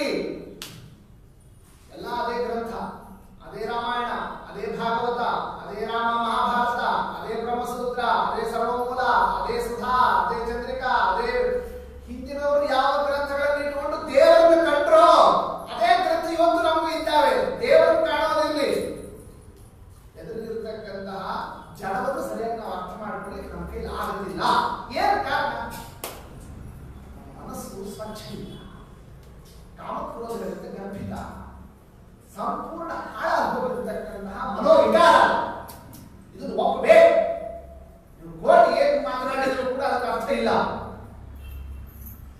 ನಾಟಕಕ್ಕೆ ನೀವು ಕೋಟಿ ಅದರಿಂದ ಹೇಳ್ಕೊಂಡು ನೋಡ್ಬೋದು, ನಿಮ್ಮ ಒಳಗೆ ನೀವೇ ನೋಡ್ಬೋದು. ಪ್ರತಿಯೊಬ್ಬರಿಗೂ ಕೂಡ ಎಷ್ಟು ಆಶಾ, ಎಷ್ಟು ಮೋಹ, ಯಾವ್ಯಾವ ಕ್ರಮದಿಂದ ನಮ್ಮ ಮನಸ್ಸು ದುಷ್ಟ ಆಗಿರ್ತಕ್ಕ ಸ್ಥಿತಿ ಇದೆ. ಇಂತಹ ಸನ್ನಿವೇಶದಲ್ಲಿ ನಾವು ಏನು ಪಾಠ, ಏನು ಪ್ರವಚನ, ಏನು ಪುರಾಣ, ಏನು ಶ್ರವಣ, ಏನು ಸಾಧನ, ಏನು ವ್ರತ, ಏನು ನಿಯಮ, ಏನು ಅನುಷ್ಠಾನ, ಏನು ಮಾಡಿದರೂ ಕೂಡ ಏನಾಗ್ತದೆ? ಅದು ಸುರಾ ಕುಂಭ ವಿವಾಹಗಳ ಆಗುತ್ತಲೇ ಹೇಳಿಲ್ಲ, ಏನಂತಿದ್ದಾರೆ? ಕೊಡ ಗಂಗಾಧರ ಅರ್ಧ ಇದ್ದೀವಿ ಪವಿತ್ರ ಆಗಲಿಂದ ಒಳಗೆ ತುಂಬಿಟ್ಟಿದ್ದೀವಿ ಹೆಂಡ. ಹೆಂಡದಿಂದ ಶ್ರೀಲ್ ಮಾಡಿರತಕ್ಕ ಕೊಡವಲ್ಲಿ ಗಂಗಾಧರ ಅರ್ಧ ಮಾತ್ರಕ್ಕೆ ಅದು ಪವಿತ್ರ ಆಗ್ತದೆ. ಹಾಗೆ ನಮ್ಮ ಹೃದಯದ ತುಂಬ ಹೆಂಡ ತುಂಬಿಕೊಂಡು 108 ವ್ರತ ನಿಯಮ ಆಗತಕ್ಕಂಥ ಕ್ರಮದಿಂದ ನಾವು ಏನು ಮಾಡಿದ್ರೆ ಏನು ಬರ್ತದೆ? ಏನು ಅದನ್ನು ಬರುವುದಿಲ್ಲ. ಬಹಳ ಮುಖ್ಯವಾದದ್ದು ಯಾವುದು? ಸಾಧನಕ್ಕೆ ಮನಸ್ಸು ಪರಿಶುದ್ಧ. ಈ ಅಂಶವನ್ನು ಇಟ್ಕೊಂಡು ದಾರಿ ತಪ್ಪಿಸೋದೇ ಒಂದು ಸಂಶಯ ಇದ್ದಾರೆ. ಮನಸ್ಸು ಇಂಪಾರ್ಟೆಂಟ್. ಈ ವ್ರತ ನಿಯಮ ಏನು ಮುಖ್ಯ ಅಲ್ಲ, ಈ ಆಚರಣೆ ಇವೆಲ್ಲ ಏನು ಮುಖ್ಯ ಅಲ್ಲ, ಈ ಮಣಿ ಮೈಲಿ ಇವೆಲ್ಲ ಇಂಪಾರ್ಟೆಂಟ್ ಅಲ್ಲ.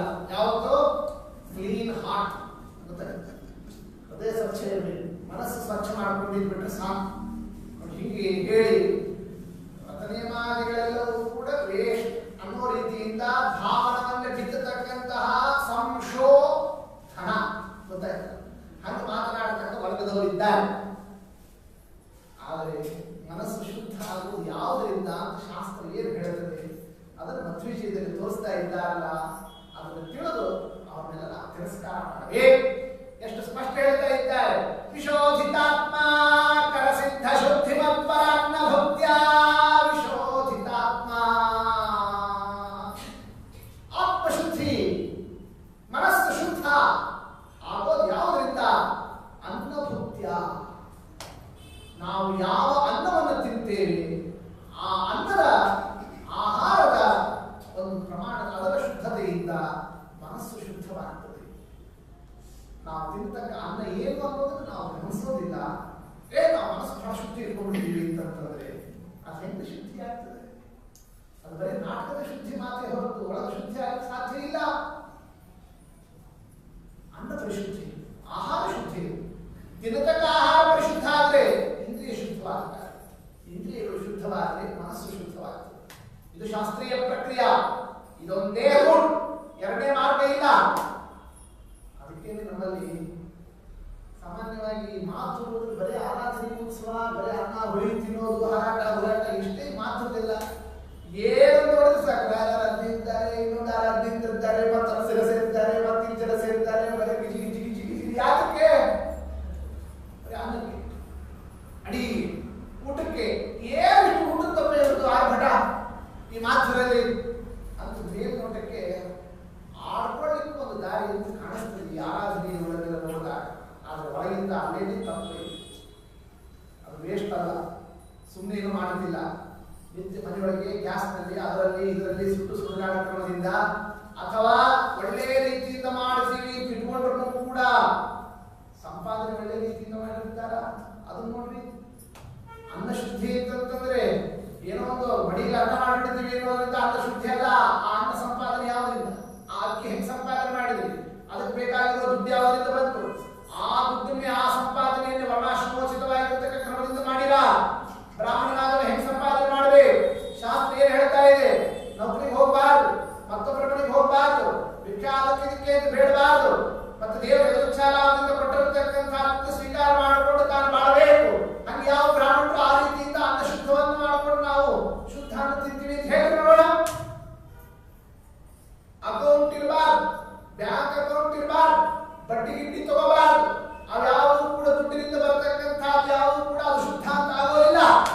ಎಲ್ಲರೂ ಜಾಟ ಇಲ್ಲ ಜೀವ ಹೇಳ್ಕೊಂಡ್ರೆ ನಮ್ಮ ಸಮಾನ ಇಲ್ಲ, ಹಿಂದಿನವ್ರು ಅಷ್ಟೇ ಇದ್ರು, ನಾವು ಇಷ್ಟು ಮಾಡ್ತಾ ಇದ್ದೀವಿ. ಹಂಗಿಲ್ಲ, ಪರಿಶುದ್ಧವಾಗಿ ಒಂದು ತುತ್ತು ಅನ್ನವನ್ನು ನಾವು ತಿನ್ನೋದು ಕೂಡ ಬಹಳ ಕಷ್ಟ ಇದೆ. ಇದನ್ನು ಒಪ್ಪಬೇಕು. ಆದ್ದರಿಂದ ನಮ್ಮ ಹತ್ರ ಅಂತೂ ಇಲ್ಲ, ನಿಮ್ಮ ಪಾದಕ್ಕೆ ಬಂದು ಹೇಳ್ತೀವಿ, ಮಹಾರಾಜನಿಗೆ ನಿಮ್ಮ ಹೆಸರು ಹೇಳ್ಕೊಂಡು ಒಂದು ಅನ್ನ ತುತ್ತು ಬಾಯಲ್ಲಿ ಇಟ್ಕೊಳ್ತೀವಲ್ಲ, ಇದರಿಂದ ನಮ್ಮ ಮನಸ್ಸು ಶುದ್ಧ ಆಗಲಿ. ಹೀಗೆ ದೊಡ್ಡವರ ಆರಾಧನಾ ಮಹೋತ್ಸವಕ್ಕಿರ್ತಕ್ಕ ಮಹತ್ವ. ಸುಮ್ಮನೆ ಸಾವಿರಾರು ಜನಕ್ಕೆ ಯಾಕೆ ಇಷ್ಟ ಅನ್ನ ಬಡಿಬೇಕು, ಅದೆಲ್ಲ ವೇಸ್ಟ್ ಸುಮ್ಮನೆ ಅಂತ ಹಿಂಗೆಲ್ಲ ಯಾರಾದ್ರೂ ಮಾತನಾಡಿದ್ರೆ ಅವರಿಗೆ ಮೂಲ ತತ್ವನೇ ಗೊತ್ತಿಲ್ಲ. ಪರಿಶುದ್ಧ ಅನ್ನ ಜಗತ್ತಿಗೆ ಸಿಗೋದೇನೆ ದೊಡ್ಡವರ ಸಂಪರ್ಕದಿಂದ, ಅವರ ಸನ್ನಿಧಾನದಿಂದ. ಅಂತದ್ದು ರಾಯರ ಸನ್ನಿಧಾನದಲ್ಲಿ ಬರತಕ್ಕ ಅನ್ನ ಶುದ್ಧಿಯಿಂದಲೇ ನಮಗೆ ಇಷ್ಟು ಹರಿಭಕ್ತಿ ಗುರುಭಕ್ತಿಗಳಿಗೆ ಒಂದು ಪ್ರಚೋದನೆಗೆ ಕಾರಣವಾಗತಕ್ಕಂತಹ ಮನಸ್ಸು ಬರೋದಿದ್ದಾಗ ಆ ಮಂತ್ರಾಲಯ ಗುರುಗಳ ಮೇಲೆ ಮೇಲೆ ಮೇಲೆ ಮೇಲೆ ಮೇಲೆ ಮೇಲೆ ಮೇಲೆ ಮೇಲೆ ಸರ್ವೋತ್ತಮರಾಗಿ ಜೀವೋತ್ತಮರಾಗಿ ಆ ಕ್ರಮದಿಂದ ಬೆಳೆಯತಕ್ಕ ಹರಿವಾಯುಗಳು ಅವರೇನೇ ಕೃಷ್ಣ ಪರಮಾತ್ಮ ಭೀಮಸೇನ ದೇವರು ಅವರ ಸನ್ನಿಧಾನ ಅಂತಹ ಒಂದು ಮನಿ, ಅಂತಹ ಪಾಂಡವರ ಸಂದರ್ಭದಲ್ಲಿ ಅಲ್ಲಿಗೆ ದ್ರೌಪದಿ ದೇವರಿಗೆ ಮಾಡಿರ್ತಕ್ಕ ಅಡಿಗೆ, ಭೀಮಸೇನ ದೇವರ ನೈವೇದ್ಯ, ಕೃಷ್ಣ ಪರಮಾತ್ಮ ಅತಿಥಿ, ಅಲ್ಲಿ ಬಂದಿರ್ತಕ್ಕಂಥ ಮಹಾನುಭಾವರಿಗೆ ಅಚ್ಯುತ ಪ್ರೇಕ್ಷಾಚಾರ್ಯರು. ಅಂದ್ಮೇಲೆ ಅವರ ಮನಸ್ಸು ಎಷ್ಟು ಶುದ್ಧ ಇರಲ್ಲ, ಅಂಥವ್ರ ಹತ್ರ ಹೋಗಬೇಕು. ಅದಕ್ಕೆ ಮಧ್ವರಾಯರು ಎಲ್ಲಿ ಬರ್ತಾ ಇದ್ದಾರಾಗ ಅಚ್ಯುತ ಪ್ರೇಕ್ಷಾಚಾರ್ಯರ ಹತ್ತಿರಕ್ಕೆ ಅವರು ನಮಗೆ ಗುರುಗಳಾಗಲಿಕ್ಕೆ ಯೋಗ್ಯ ಅಂತ ಅವರಿಗೆ ಬಂದಿರತಕ್ಕಂತಹ ಕಥಾಭಾಗ. ಇನ್ನು ಹಿಂದಿನ ಜನ್ಮದಲ್ಲಿ ಹೆಂಗಿದ್ರು, ಈ ಜನ್ಮದಲ್ಲಿ ಹೆಂಗಿದ್ರು, ಅದು ಇಂಪಾರ್ಟೆಂಟ್. ಹಿಂದೆ ಅದು ಚಲೋನೇ ಇರ್ತಾರೆ. ಹೌದಾ? ಇದು ಪಾಸ್ಟ್ ಇಷ್ಟು ತೆಗೆದು ನೋಡಿ, ಏನು ಪಾಸ್ಟ್, ನೀವು ಕೂಸಿದ್ದಾಗ ಹೆಂಗಿದ್ರಿ, ಭಾಳ ಚಂದ ಇರ್ತೀರಿ, ನಿಮ್ಮ ಫೋಟೋ ನೋಡ್ಕೊಳ್ರಿ, ಈಗ ಹೆಂಗಾಗಿದ್ದೀರಿ ನೋಡ್ಕೊಳ್ರಿ. ಅಂದ್ರೆ ಹಿಂದಿರ್ತಕ್ಕಂಥ ರೂಪ ಈಗ ಇರ್ತದೆ. ಮಗು ಇದ್ದಾಗ ಏನೋ ಒಂದು ಮುಗ್ಧ ಸೌಂದರ್ಯ ಇರ್ತದೆ, ದೊಡ್ಡವರಾದ್ಮೇಲೆ ಅವಲಕ್ಷಣ ಆಗಿರ್ತದೆ.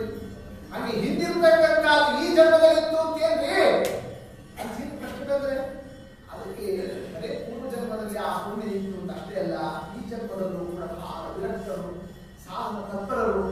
ಅವರು ಗುರುಗಳನ್ನು ಮಾತು ಹೇಳ್ತಾರೆ, ಅಚ್ಯುತ ಪ್ರೇಕ್ಷಾಚಾರ್ಯರಿಗೆ ಇದು ನಮ್ಗಾಡಪ್ಪ, ಈ ಅಹಂ ಬ್ರಹ್ಮಾಸ್ಮಿ ಅನ್ನೋವಾದ ಇದೆಯಲ್ಲ, ಈ ಅದ್ವೈತ ಎಲ್ಲ ಹೇಳ್ಕೊಂಡ್ ಬಂದಿದ್ದಾರೆ, ಹೇಳ್ಕೊಂಡು ಹೋಗ್ತಾ ಇದ್ದೀವಿ, ಯಾಕೆ ಬಂತು ಏನೋ ಬಂದಿದೆ ಅದು. ಆದ್ರೆ ತಥೋ ಮುಕುಂದಂ ಭಜಸಂ ವಿದೇವದಾ, ದೇವರ ಸೇವಾ ಮಾಡೋದು, ತತ್ವಜ್ಞಾನವನ್ನು ಪಡಿ. ಈ ಅದ್ವೈತದಿಂದ ಯಾರು ಉದ್ಧಾರ ಆಗಿಲ್ಲ ಕೃಷ್ಣ ಅವರಿಗೆ ಆ ಸೂಚನೆಯನ್ನು ಕೊಟ್ಟಿದ್ರು ರಹಸ್ಯದಲ್ಲಿ. ಅವರು ಹೊರಗೆ ಹೇಳಿದಾರು ಎಲ್ಲ ಕಡೆ ಅದ್ವೈತತೆ ವ್ಯಾಪ್ತಿ, ಇನ್ನೊಂದು ಯಾವುದು ದಾರಿ ಸ್ಪಷ್ಟ ಇಲ್ಲ ಅಂತ ಒಂದು ಸ್ಥಿತಿಯಲ್ಲಿ ಏನು ಸ್ವಾಮಿ ಪಾದಕ್ಕೆ ಬಿದ್ದೀನಿ ಅಂತ ದೇವರ ಸೇವಾ ಮಾಡಿದ್ರು. ಅನಂತೇಶ್ವರ ದೇವರಲ್ಲಿ ಅವರ ಸೇವಾಕ್ಕೆ ಸ್ವಾಮಿ ಮೆಚ್ಚಿ ಅವರ ಸೂಚನೆಯನ್ನು ಕೊಟ್ಟು ಒಬ್ಬ ಪುರುಷನಲ್ಲಿ ಪ್ರವೇಶವನ್ನು ಮಾಡಿ ಅಚ್ಯುತ ಪ್ರೇಕ್ಷಾಚಾರ್ಯ ನಿಮಗೆ ಫಲ ಕೊಟ್ಟಿರಿ. ಜ್ಞಾನ ಬರ್ತದೆ, ತತ್ವಜ್ಞಾನ ಸಿಗ್ತದೆ. ಯಾರಿಂದ? ಭವಿಷ್ಯದ ಶಿಷ್ಯವರ ಅಧಿನಿಧಿಮಾ. ಮುಂದೆ ಬರ್ತಾರ ಒಬ್ಬ ಶಿಷ್ಯನಿಗೆ ಅದ್ಭುತದಿದ್ದಾರೆ, ಅವನಿದ್ರೆ ಜ್ಞಾನ. ಇಷ್ಟು ಹೇಳ್ಬಿಟ್ಟು ಯಾರ ಪರಮಾತ್ಮ ಅವರು ಮೊದಲೇ ಸಾತ್ವಿಕರು, ವಿರಕ್ತರು. ಅವ್ರಿಗೆ ಈ ವರವ್ಯಾದ ದೇವರು ಹೇಳ್ತಿದ್ದಂತೆ ಯಾರಾದರೂ ಹೊಸದಾಗಿ ಗುರುಕುಲಕ್ಕೆ ಶಿಷ್ಯರು ಬರ್ತಾರೆ ಅಂತಂದ್ರೆ ಇವರಿಂದ ಯಾರಿಗೆ ಕೊಡ್ತು ಈ ಯಾವ ಶಿಷ್ಯರು ಬಂದು ಬರೋ ಪ್ರೀತಿ ತೋರಿಸಿ ಕರ್ಕೊಂತಿದ್ರು. ಆ ಸಂದರ್ಭದಲ್ಲಿ ಅವರ ಹತ್ರ ಯಾರು ಬಂದಿದ್ದಾಗಲೇ ನಮ್ಮ ಶ್ರೀಮದಾಚಾರ್ಯ ಒಂದು ಶಿಷ್ಯನಾಗಿ ಸೇರ್ಕೊಳ್ಳೋಣ. ಇವರು ಸುದ್ದಿ ಹೋಯ್ತು ತಂದೆ ತಾಯಿಗಳಿಗೆ, ನಮ್ಮ ಹುಡುಗ ಈ ಮನೆ ಬಿಟ್ಟು ಅಚ್ಯುತ ಪ್ರೇಕ್ಷಾಚಾರ ಮಠಕ್ಕೆ ಹೋಗಿ ಅಲ್ಲಿ ಎದಿಯಾಗಬೇಕು ಅಂತ ಅವರ ಹತ್ರ ಶಿಷ್ಯನಾಗಿ ಹೋಗಿದ್ದಾನೆ. ಎಲ್ಲಿ ಹೊಡೆದಂತೆ ಆಯ್ತು. 12 ವರ್ಷ ತಪಸ್ಸು ಮಾಡಿ ಪಡೆದಿರ್ತಕ್ಕ ಹುಡುಗ ಈಗ ಯತಿಯಾಗಿ ಮನೆ ಬಿಟ್ಟು ಹೋಗ್ತಾನೆ ಅಂತ ಗತಿಯೇನು. ಇವರು ಆ ಸಂದರ್ಭದಲ್ಲಿ ಓಡೋಡಿ ಬಂದಂತೆ ಇಬ್ಬರು ದಂಪತಿಗಳು ಒತ್ತಿಗೆ ಅವ್ರ ಹೆಂಡತಿ ಅಚ್ಯುತ ಪ್ರೇಕ್ಷಾಚಾರ್ಯ ಹತ್ರ ಅಲ್ಲೇ ಕೂತಿದ್ದಾರೆ ವಾಸುದೇವಾಚಾರ್ಯರು. ಸೀದಾ ಓಡಿ ಬಂದವರೇ ಯಾರಿಗೆ ವಾಸುದೇವಾಚಾರ್ಯ ಏನ್ ಮಾಡ್ತೀವಿ ಅನ್ನೋ ಆ ಗಾಬರಿ ಒಳಗೆ ಉದ್ವೇಗದೊಳಗೆ ಆತಂಕದಲ್ಲಿದ್ದಾಗ ಗೊತ್ತಾಗೋದಿಲ್ಲ. ಹಂಗೆ ಏನ್ ಮಾಡಿದ್ರಂತೆ, ನಮಸ್ಕಾರ ಹಾಕಿ ಅಪ್ಪ ನಿಮಗೆ ಬೇಡ್ಕೋತೀನಿ, ಅವನಿಗೆ ಸನ್ಯಾಸಿ ಮಾತ್ರ ಆಗಬೇಡ ಅಂತ ಇಟ್ಟು ತಂದಿದ್ದ. ನಮಸ್ಕಾರ ಶ್ರೀಮದಾಚಾರ್ಯರು ಅಥರ್ವ ಶುಶ್ರೂಷ ಜನಾಯ ಶಸ್ಯತೆ ನತಂ ಭವಭ್ಯಾ ಸ್ಫುಟಮಂತ್ರ ಸಂಪ್ರತಂ ಅಹೋ ವಿಧಾತ್ರ ಸ್ವಯಮೇವ ಪಿತಾ ತದಭ್ಯನುಜ್ಞೇತಿ ಜಗಾದ ಸಪ್ರಭು ತದಭ್ಯನುಜ್ಞೇತಿ ಜಗಾದ ಸಪ್ರಭು. ಏನ್ ಸಂದರ್ಭ ಬಂದ್ರು ಅದನ್ನು ಎದುರಿಸೋ ಪ್ರಭುಗಳು, ಅದರಲ್ಲಿ ಎಕ್ಸ್ಪರ್ಟ್ ನಮ್ಮ ಆಚಾರ್ಯರು. ಯಾವಾಗ ತಂದೆ ತಾಯಿ ಬಂದು ನಮಸ್ಕಾರ ಮಾಡಿದ್ರು ತತ್ಕಾಲದಲ್ಲಿ ಅಂದ್ರೆ ಅವರು ದೊಡ್ಡವರು ಸಣ್ಣವರು ನಮಸ್ಕಾರ ಮಾಡೋದು ಯಾವಾಗ? ಅಪ್ಪನೇ ಮಗನಿಗೆ ನಮಸ್ಕಾರ ಮಾಡೋ ಸಂದರ್ಭ ಬರೋದು ಎಲ್ಲಿ? ಮಗ ಎತ್ತಿ ಆದರೆ ಹೌದಾ? ಸನ್ಯಾಸಿ ಆಗಬೇಡ ಭಯ ಹೇಳ್ತೀವಿ, ಕೈಯಾಗ ನಮಸ್ಕಾರ ಮಾಡಿ ಆಗು ಅಂತ ಹೇಳ್ತಾ ಇದ್ದೀವಿ. ನಾ ಏನ್ ಮಾಡಿ ಅಚ್ಯುತ ಪ್ರೇಕ್ಷಾಚಾರ್ಯರಿಗೆ ಉತ್ತರ ಕೊಡ್ಲಿಕ್ಕೆ ಗೊತ್ತಾಗಿಲ್ಲ. ಅಂದ್ರೆ ನಾ ಸನ್ಯಾಸಿ ಆಗೋದು ವಿಧಿ ಲಿಖಿತ ಅಂತ ಅನ್ನೋದು ನಾವು ಮಾತನಾಡ್ತಾ ನೋಡ ಸಿಟ್ಟು ಮಾಡ್ಕೊಂಡು ಅವಸರ ಬಂದ್ರೆ ಹೊರತು ಒಂದೊಂದು ಕ್ಷಣದ ಯುಗದಂತೆ ಆಯಿತು. ಕರ್ಕೊಳ್ಳಿಕ್ಕೆ ಆಗಿಲ್ಲ. ಹೆಂಡತಿಗಾದ್ರು ಹೆಣ್ಮಕ್ಳನ್ನ ಕರ್ಕೊಂಡೋದು ಹೀಗೆ ನಾವು ಒಬ್ಬರೇ ಹೋದ್ರೆ ಚಲೋ.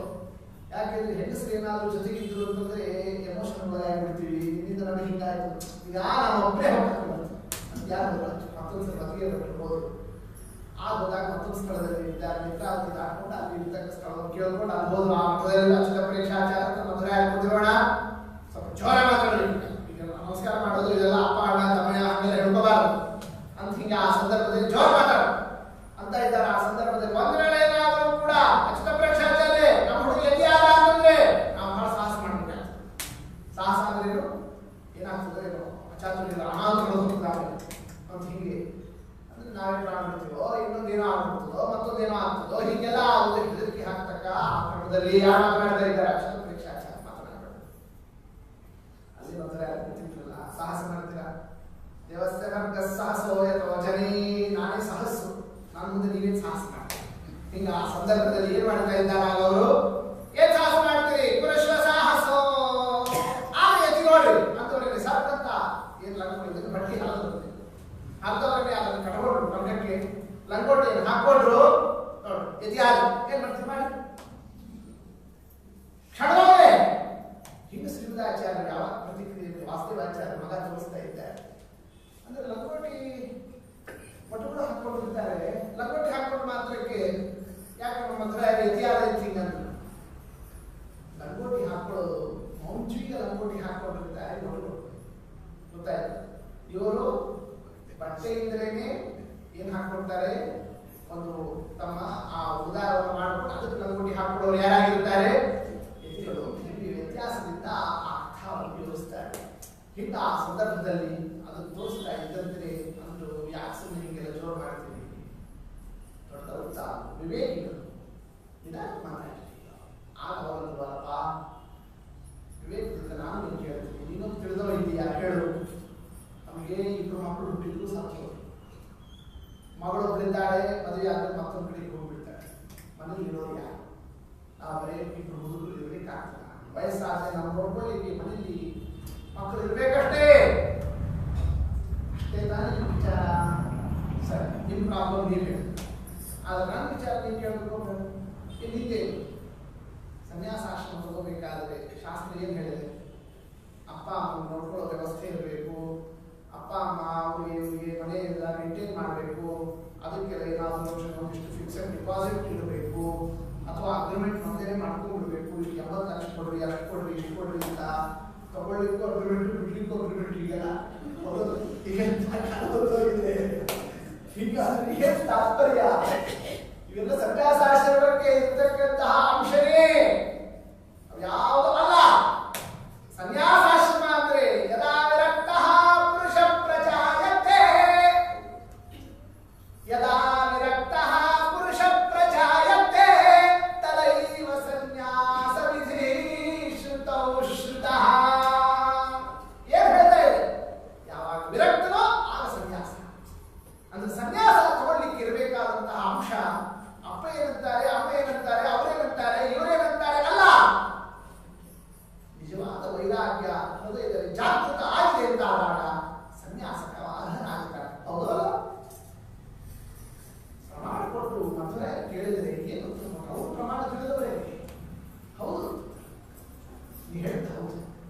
ಇದ್ದಾಗ ನಾ ಸನ್ಯಾಸ ತಗೊಳ್ಳೋದಕ್ಕೆ ಯಾಕೆ ನೀವು ಅಡ್ಡಿಪಡಿಸ್ತೀರಿ? ಶುಭಾಂತರಾಯೋ ನಭವಾಶ್ಚರೇದಿತಿ. ಒಳ್ಳೆಯ ಕೆಲಸಕ್ಕೆ ನಾನು ಹೊರಟಾಗ ಅಡ್ಡಿಪಡಿಸ್ತಕ್ಕಂತಹ ತಪ್ಪು ನೀವು ಮಾಡಬಾರದು. ಆ ಪಾಪಕ್ಕೆ ಗುರಿಯಾಗಬೇಡಿ, ಅಡ್ಡು ಬರಬಾರದು. ಹಿಂಗೆ ಯಾರು ಅಂತ ಇದ್ದಾರೆ ಮಧುರೆ. ಅದನ್ನೇ ನಾನು ನಿಮಗೆ ಮುಂದಿನ ವ್ಯವಸ್ಥೆಯನ್ನು ಮನಸ್ಸಿನಲ್ಲಿ ಇಟ್ಟುಕೊಂಡೇ ಸನ್ಯಾಸ ತಗೊಂತೀನಿ. ನೀವು ವಯಸ್ಸಾದಾಗ ವೃದ್ಧಾಪ್ಯದಲ್ಲಿ ಏನಾಗಬೇಕು ಅದನ್ನು ದೃಷ್ಟಿ ಇಟ್ಟುಕೊಂಡೇ ಮಾಡ್ತೀನಿ ಅಷ್ಟೇ. ನಾನು ನಮಗೆ ಅವಸರ ಬೀಳೋದಿಲ್ಲ ಅಂತ ಅವರು ತಿಳಿಸ್ತಾ ಇದ್ದಾರೆ. ಉತ್ತರ ಕೊಡಲಿಕ್ಕೆ ಏನಿಲ್ಲ ಅವರ ಹತ್ರ. ಅನಂತರಜ್ಞಃ ಸತಮರ್ಥಯನ್ ಪುನಃ ಪ್ರತೀಂದ್ರಮಾನಂ ನಗತಃ ಪ್ರಿಯಾಯುಧಃ. ಏನು ಉತ್ತರ ಕೊಡಲಿಲ್ಲ? ಹೌದು, ನೀ ಹೇಳಿದ ಸರಿ ಇದೆ. ನಾನು ವೇದ ಶಾಸ್ತ್ರ ಓದಿರ್ತೀನಿ, ನೀ ಹೇಳಿದ್ದಿಂದ ತಿಳ್ಕೋಬಹುದು. ಆದರೆ ನಿಮ್ಮ ತಾಯಿಗೆ ಗೊತ್ತಾಗೋದಿಲ್ಲಪ್ಪ. ಅವ್ರು ಬಹಳ ದುಃಖ ಪಡ್ತಾರಂತ, ಬಹಳ ದಿನ ಹಚ್ಕೊಂಡಿದ್ದಾರೆ. ಮಕ್ಕಳೇ ಅದನ್ನು ಅಮ್ಮ ವಿಚಾರ ನಾಳೆ ಮಾತಾಡ್ಬೋದು. ನಿಮಗಂತೂ ಮನಸ್ಸಿಗೆ ಒಪ್ಪಿಗೆ ಆಯ್ತಲ್ಲ, ಏನು ನೀವು ಒಪ್ಪಿಗೆ ಅಂತ ಆ ಸಂದರ್ಭದಲ್ಲಿ ತಂದೆ ಒಪ್ಪಿಗೆ ಇವರು ಕೇಳಿದ್ರೆ ಅವ್ರಿಗೆ ನಿರುಪಾಯ ಆಯ್ತು. ಒಪ್ಪಿಗೆ ಕೊಟ್ಟು ಕಾಲ ಎಳ್ಕೊಂಡು ಹೋದ್ರು ಮನೆಗೆ. ನಾವು ಒಬ್ಬನೇ ಹೋಗ್ತೀವಿ, ಹೆಂಗಸರು ಕೆಲಸ ಆಗೋದಿಲ್ಲ, ಕರ್ಕೊಂಡ್ಬಂದ್ಬಿಡ್ತೀವಿ ಮಗನೇ. ಇಷ್ಟೆಲ್ಲ ಹೆಂಡತಿ ಕೇಳೋದವರು ಏನ್ ಮಾಡ್ಬಂದ್ರು? ಒಪ್ಪಿಗೆ ಕೊಟ್ಟು ಬಂದ್ರು. ನೀ ಸನ್ಯಾಸಿ ಆದ ಪರವಾಗಿಲ್ಲ, ಶಾಸ್ತ್ರ ಪ್ರಕಾರ ನೀ ನಡೀತಾ ಇದೀಯಾ? ಹಿಂಗ ಪರಿಸ್ಥಿತಿ. ಮನೆಗೆ ಹೋಗಿ ಎಲ್ಲ ಹೇಳಿದ್ರು. ಪ್ರಿಯಾ ಸಕಾಶೇ ತಮ ಬ್ರವೀತೆ. ಎಲ್ಲಾ ಕಥೆಯಲ್ಲ ನೋಡಿ. ನಿನ್ನ ಮಗ ಸಾಧ್ಯ ಇದ್ದಾನಾತ ಬಾಯಿ ಕಟ್ಟಬಿಟ್ಟ. ಏನು ಉತ್ತರ ಕೊಡ್ಲಿಕ್ಕೆ ಆಗಲಿಲ್ಲ. ಆದ್ರೆ ಇನ್ನೂ ಒಪ್ಪಿಗೆ ತಗೋತಾನಂತೆ. ನಿನ್ನ ಹತ್ರ ಬಂದಾಗ ಮಾತ್ರ ನೀನು ಯಾವ ಕಾರಣಕ್ಕೂ ಕೂಡ ಅವರಿಗೆ ಒಪ್ಪಿಗೆ ಕೊಡಬಾರ್ದು ಅಂತ ಯಾರಂತ ಇದ್ದಾರೆ ಮದುವೆ ಅವರು. ಅವ್ರ ಹೆಂಡತಿ ಹೇಳಿದ್ರು. ಅವ್ರು ಎಂತ ನಾನೇನು ಸಾಮಾನ್ಯ ಹೇಳೋಲ್ಲ, ನೀವು ಗಂಡ ಕೊಡುವಂದ್ರೂ ಕೇಳೋದಿಲ್ಲ. ನನ್ನ ಮಾತು ನಾನು ಬೇಕಾದ್ರೆ ನಾನು ಅಂತ ಹಿಂಗೆ ಯಾರಂತ ಇದ್ದಾರೆ. ಅವ್ರ ಆ ಮದುವೆ ಬಿಟ್ಟರೆ ಹೆಂಡತಿ ಅವರಷ್ಟು ಏನಾಗಿದ್ರು ಒಪ್ಪಿಗೆ ಕೊಡಲೇಬಾರದು ಅಂತಿದ್ರು. ಆದರೆ ದೈವೇಚ್ಛಾ ನೋಡ್ರಿ, ಮೊದಲೇನೆ ಮಕ್ಕಳಾಗಿರಲಿಲ್ಲ, ಆಮೇಲೆ ಆ ಮಕ್ಕಳು ಇದು ಸತ್ತು ಹೋಗಿದ್ರು, ಮತ್ತೆ ಆಮೇಲೆ ಮಕ್ಕಳು ಬೇಕು ಅಂತ ಅಪೇಕ್ಷಾ ಪಟ್ಟರು, ಆಮೇಲೆ ಒಂದು ಹೆಣ್ಣು ಕೂಸ್ಬಿಟ್ಟು ಗಂಡು ಮಗ ಬೇಕು, ಅದನ್ನೇ ಪುತ್ರ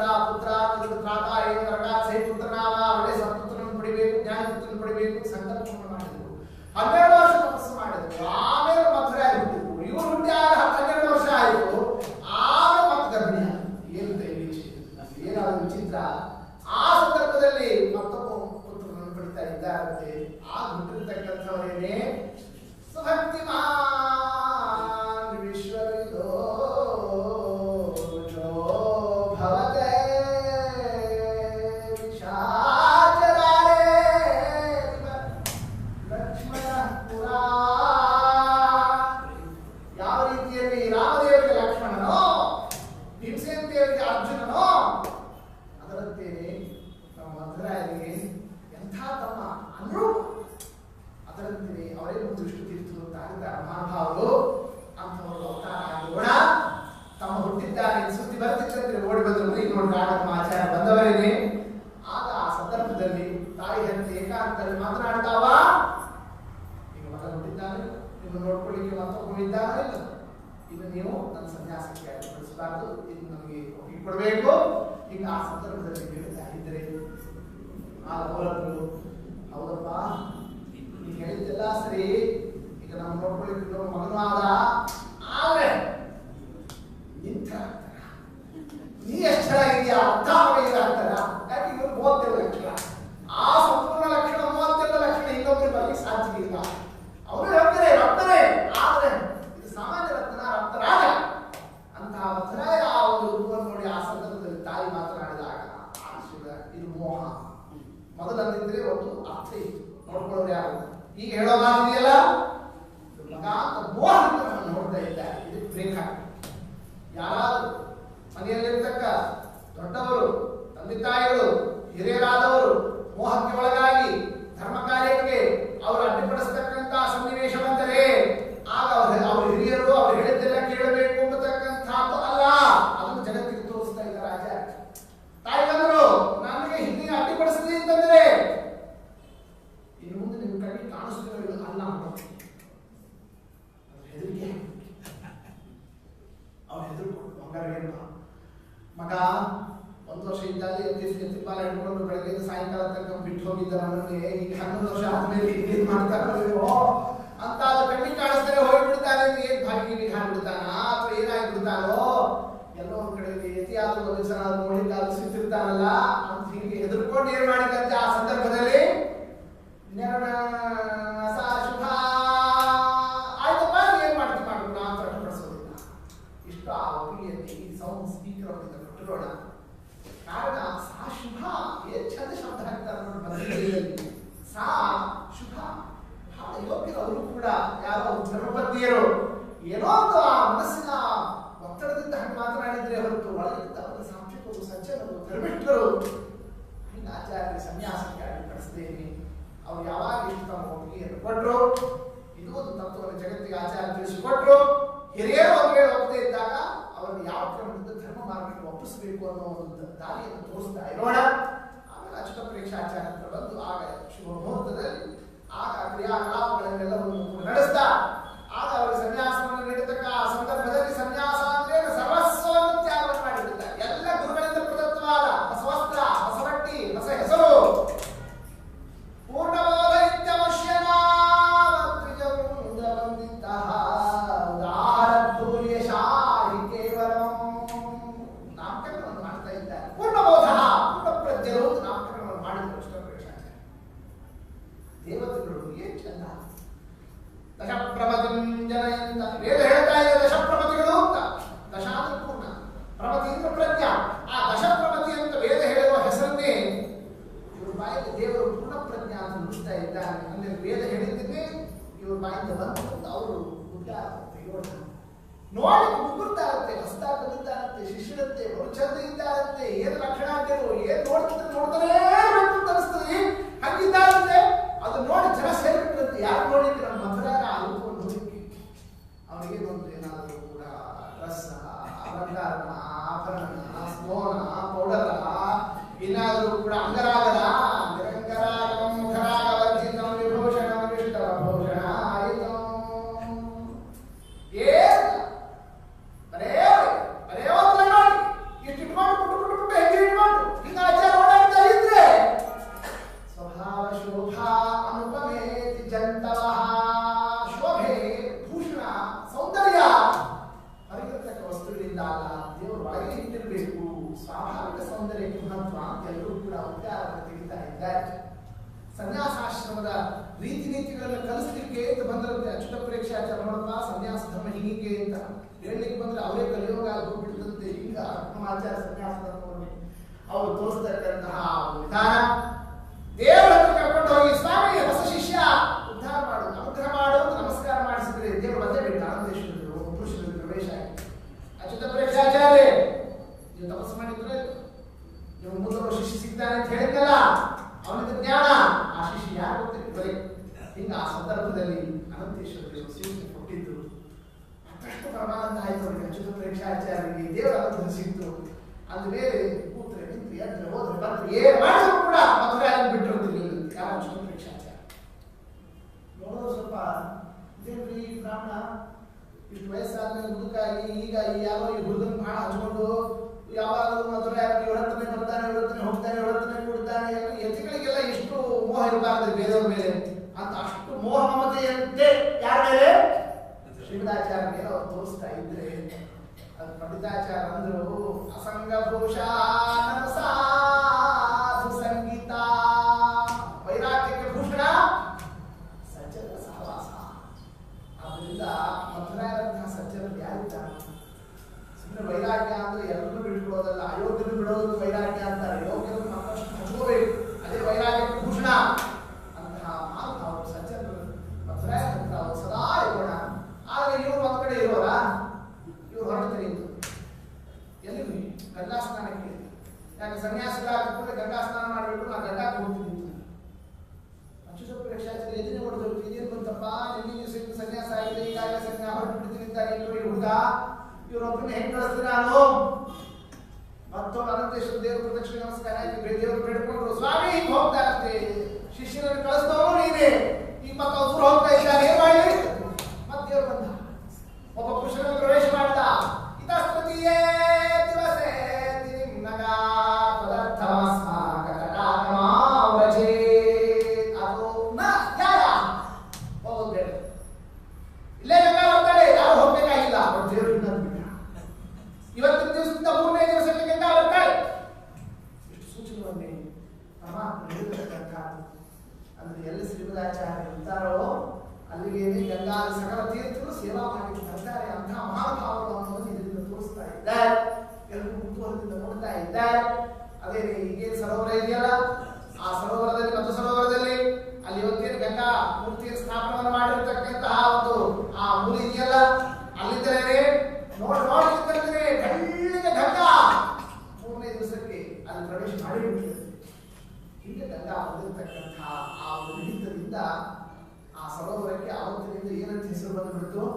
ಮಧ್ವ ಸರೋವರ, ಮಧ್ವರಾಯರಿಗೆ ಒಲದು ಗಂಗಾ ಬಂದಿರ್ತಕ್ಕ ಸರೋವರ ಈಗ ಅವನ ಹೆಸರು ಬಂದಿರ್ತಕ್ಕ ಕ್ರಮ. ಆಗಷ್ಟೇ ಅಲ್ಲ, ಅದಾದ್ಮೇಲೆ 12 ವರ್ಷಕ್ಕೊಂದು ಸಲ ಪ್ರತಿ ಒಂದು ಆವೃತ್ತಿಯಿಂದ ಏನು ಗಂಗಾ ಬಂದೇ ಬರ್ತಾಳೆ. ಅಂತಹ ನಿತ್ಯ ಗಂಗಾ ಸಂವಿಧಾನೋಪೇತವಾದಂತಹ ಆಚಾರ್ಯರಿಗೆ ಮಹಿಮಾ. ಗಂಗಾ ಸ್ನಾನ ಏನೋ ಇದ್ದಲ್ಲೇ ಆಯಿತು, ಆದ್ರೆ ದುರ್ವಾದ ನಿಗ್ರಹ ಮಾಡಲಿಕ್ಕೆ ಯಾತ್ರಾಕ್ಕೆ ಹೋಗ್ಬೇಕು ಅಂತಂದ್ರು ಶ್ರೀಮದಾಚಾರ್ಯ.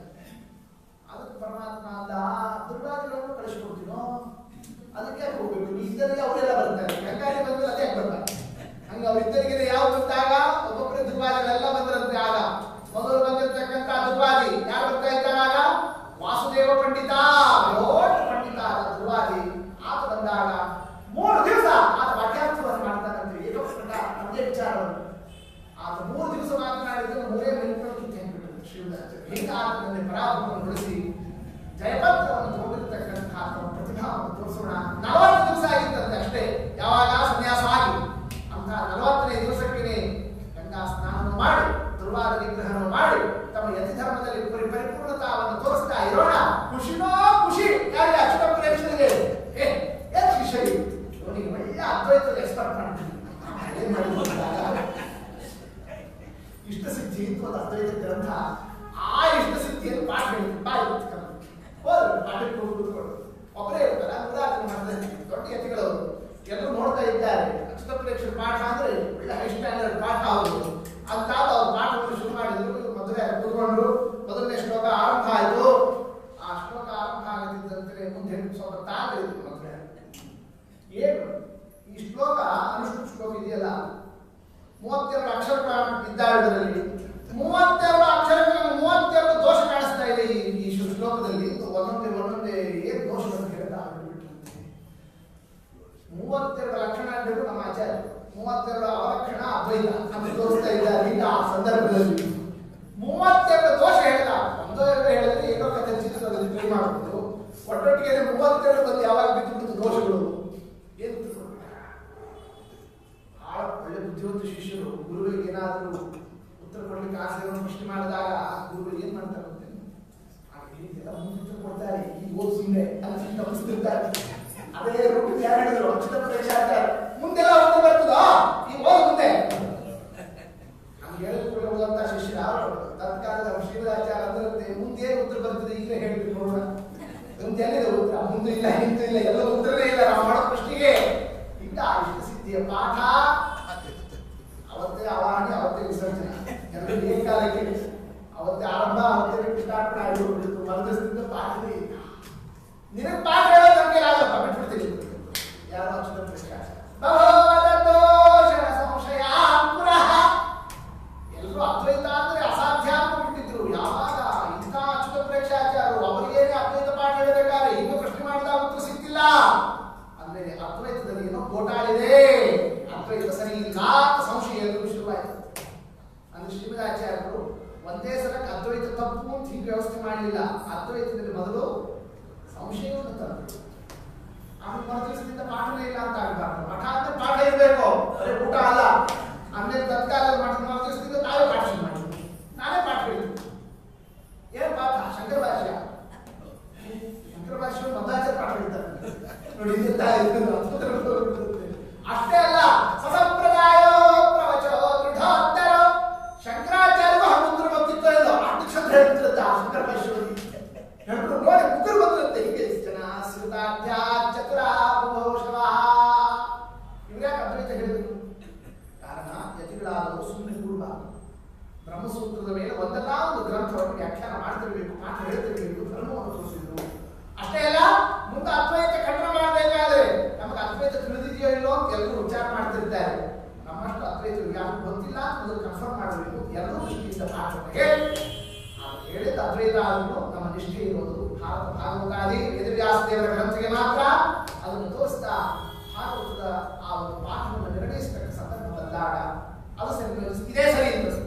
ಹೆಂಗೆ ಹೇಳ್ತೀಯ ಅದನ್ನೆಲ್ಲ ಬರ್ತು ಎಲ್ಲ ಗೊತ್ತಿದೆ ನಿಮಗೆ.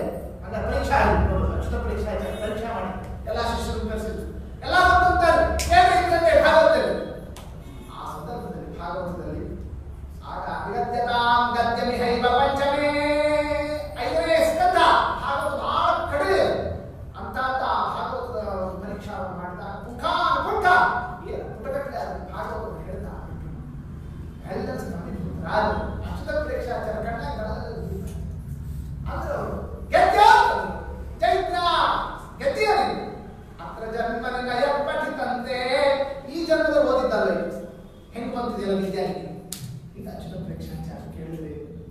ಶ್ರೀಮದಾಚಾರ್ಯರು ಪೂರ್ವಜನ್ಮ ಸಹಿವೇದ ಪುರೇದಂ ಸರ್ವಂ ಎಲ್ಲ ಹಿಂದಿನ ಜನ್ಮದಲ್ಲಿ ಪೂರ್ವಜನ್ಮ ಎಷ್ಟೋ ನೂರಾರು ಜನ್ಮದ ಹಿಂದೆ ನೂರಾರು ಕಲ್ಪದ ಹಿಂದೆ ಇವೆಲ್ಲ ನಾವು ಸಾಕು ಬಂದಾಗ ಹೋಗಿ ಈ ಗ್ರಂಥಗಳಲ್ಲಿ ಅಂತ ತಮ್ಮ ಪ್ರತಿಭಾವನ್ನು ತೋರಿಸ್ತಾ ಇರೋಣ. ಈಗ ಶ್ರೀಮದಾಚಾರ್ಯ ಬುದ್ಧಿಮತ್ತ, ಸರ್ವಜ್ಞತ್ವ, ಭಾಗವತಾದಿಗಳಲ್ಲಿ ನಿರ್ಣಾಯಕತ್ವ, ಅದ್ವೈತವನ್ನು ಖಂಡನ ಮಾಡತಕ್ಕಂತಹ ಪ್ರಭುತ್ವ, ಪರ್ವಾದಿಗಳನ್ನು ನಿಗ್ರಹಿಸತಕ್ಕಂತಹ ಸಾಮರ್ಥ್ಯ, ಅವರಿದ್ದರಿಗೆ ಗಂಗಾಯ ಸಕಲ ತೀರ್ಥಗಳು ಬರತಕ್ಕಂತಹ ಅವರ ಸಚ್ಚಾರಿತ್ರ್ಯ, ಅವರ ಪಾಂಡಿತ್ಯ, ಇನ್ನೇನು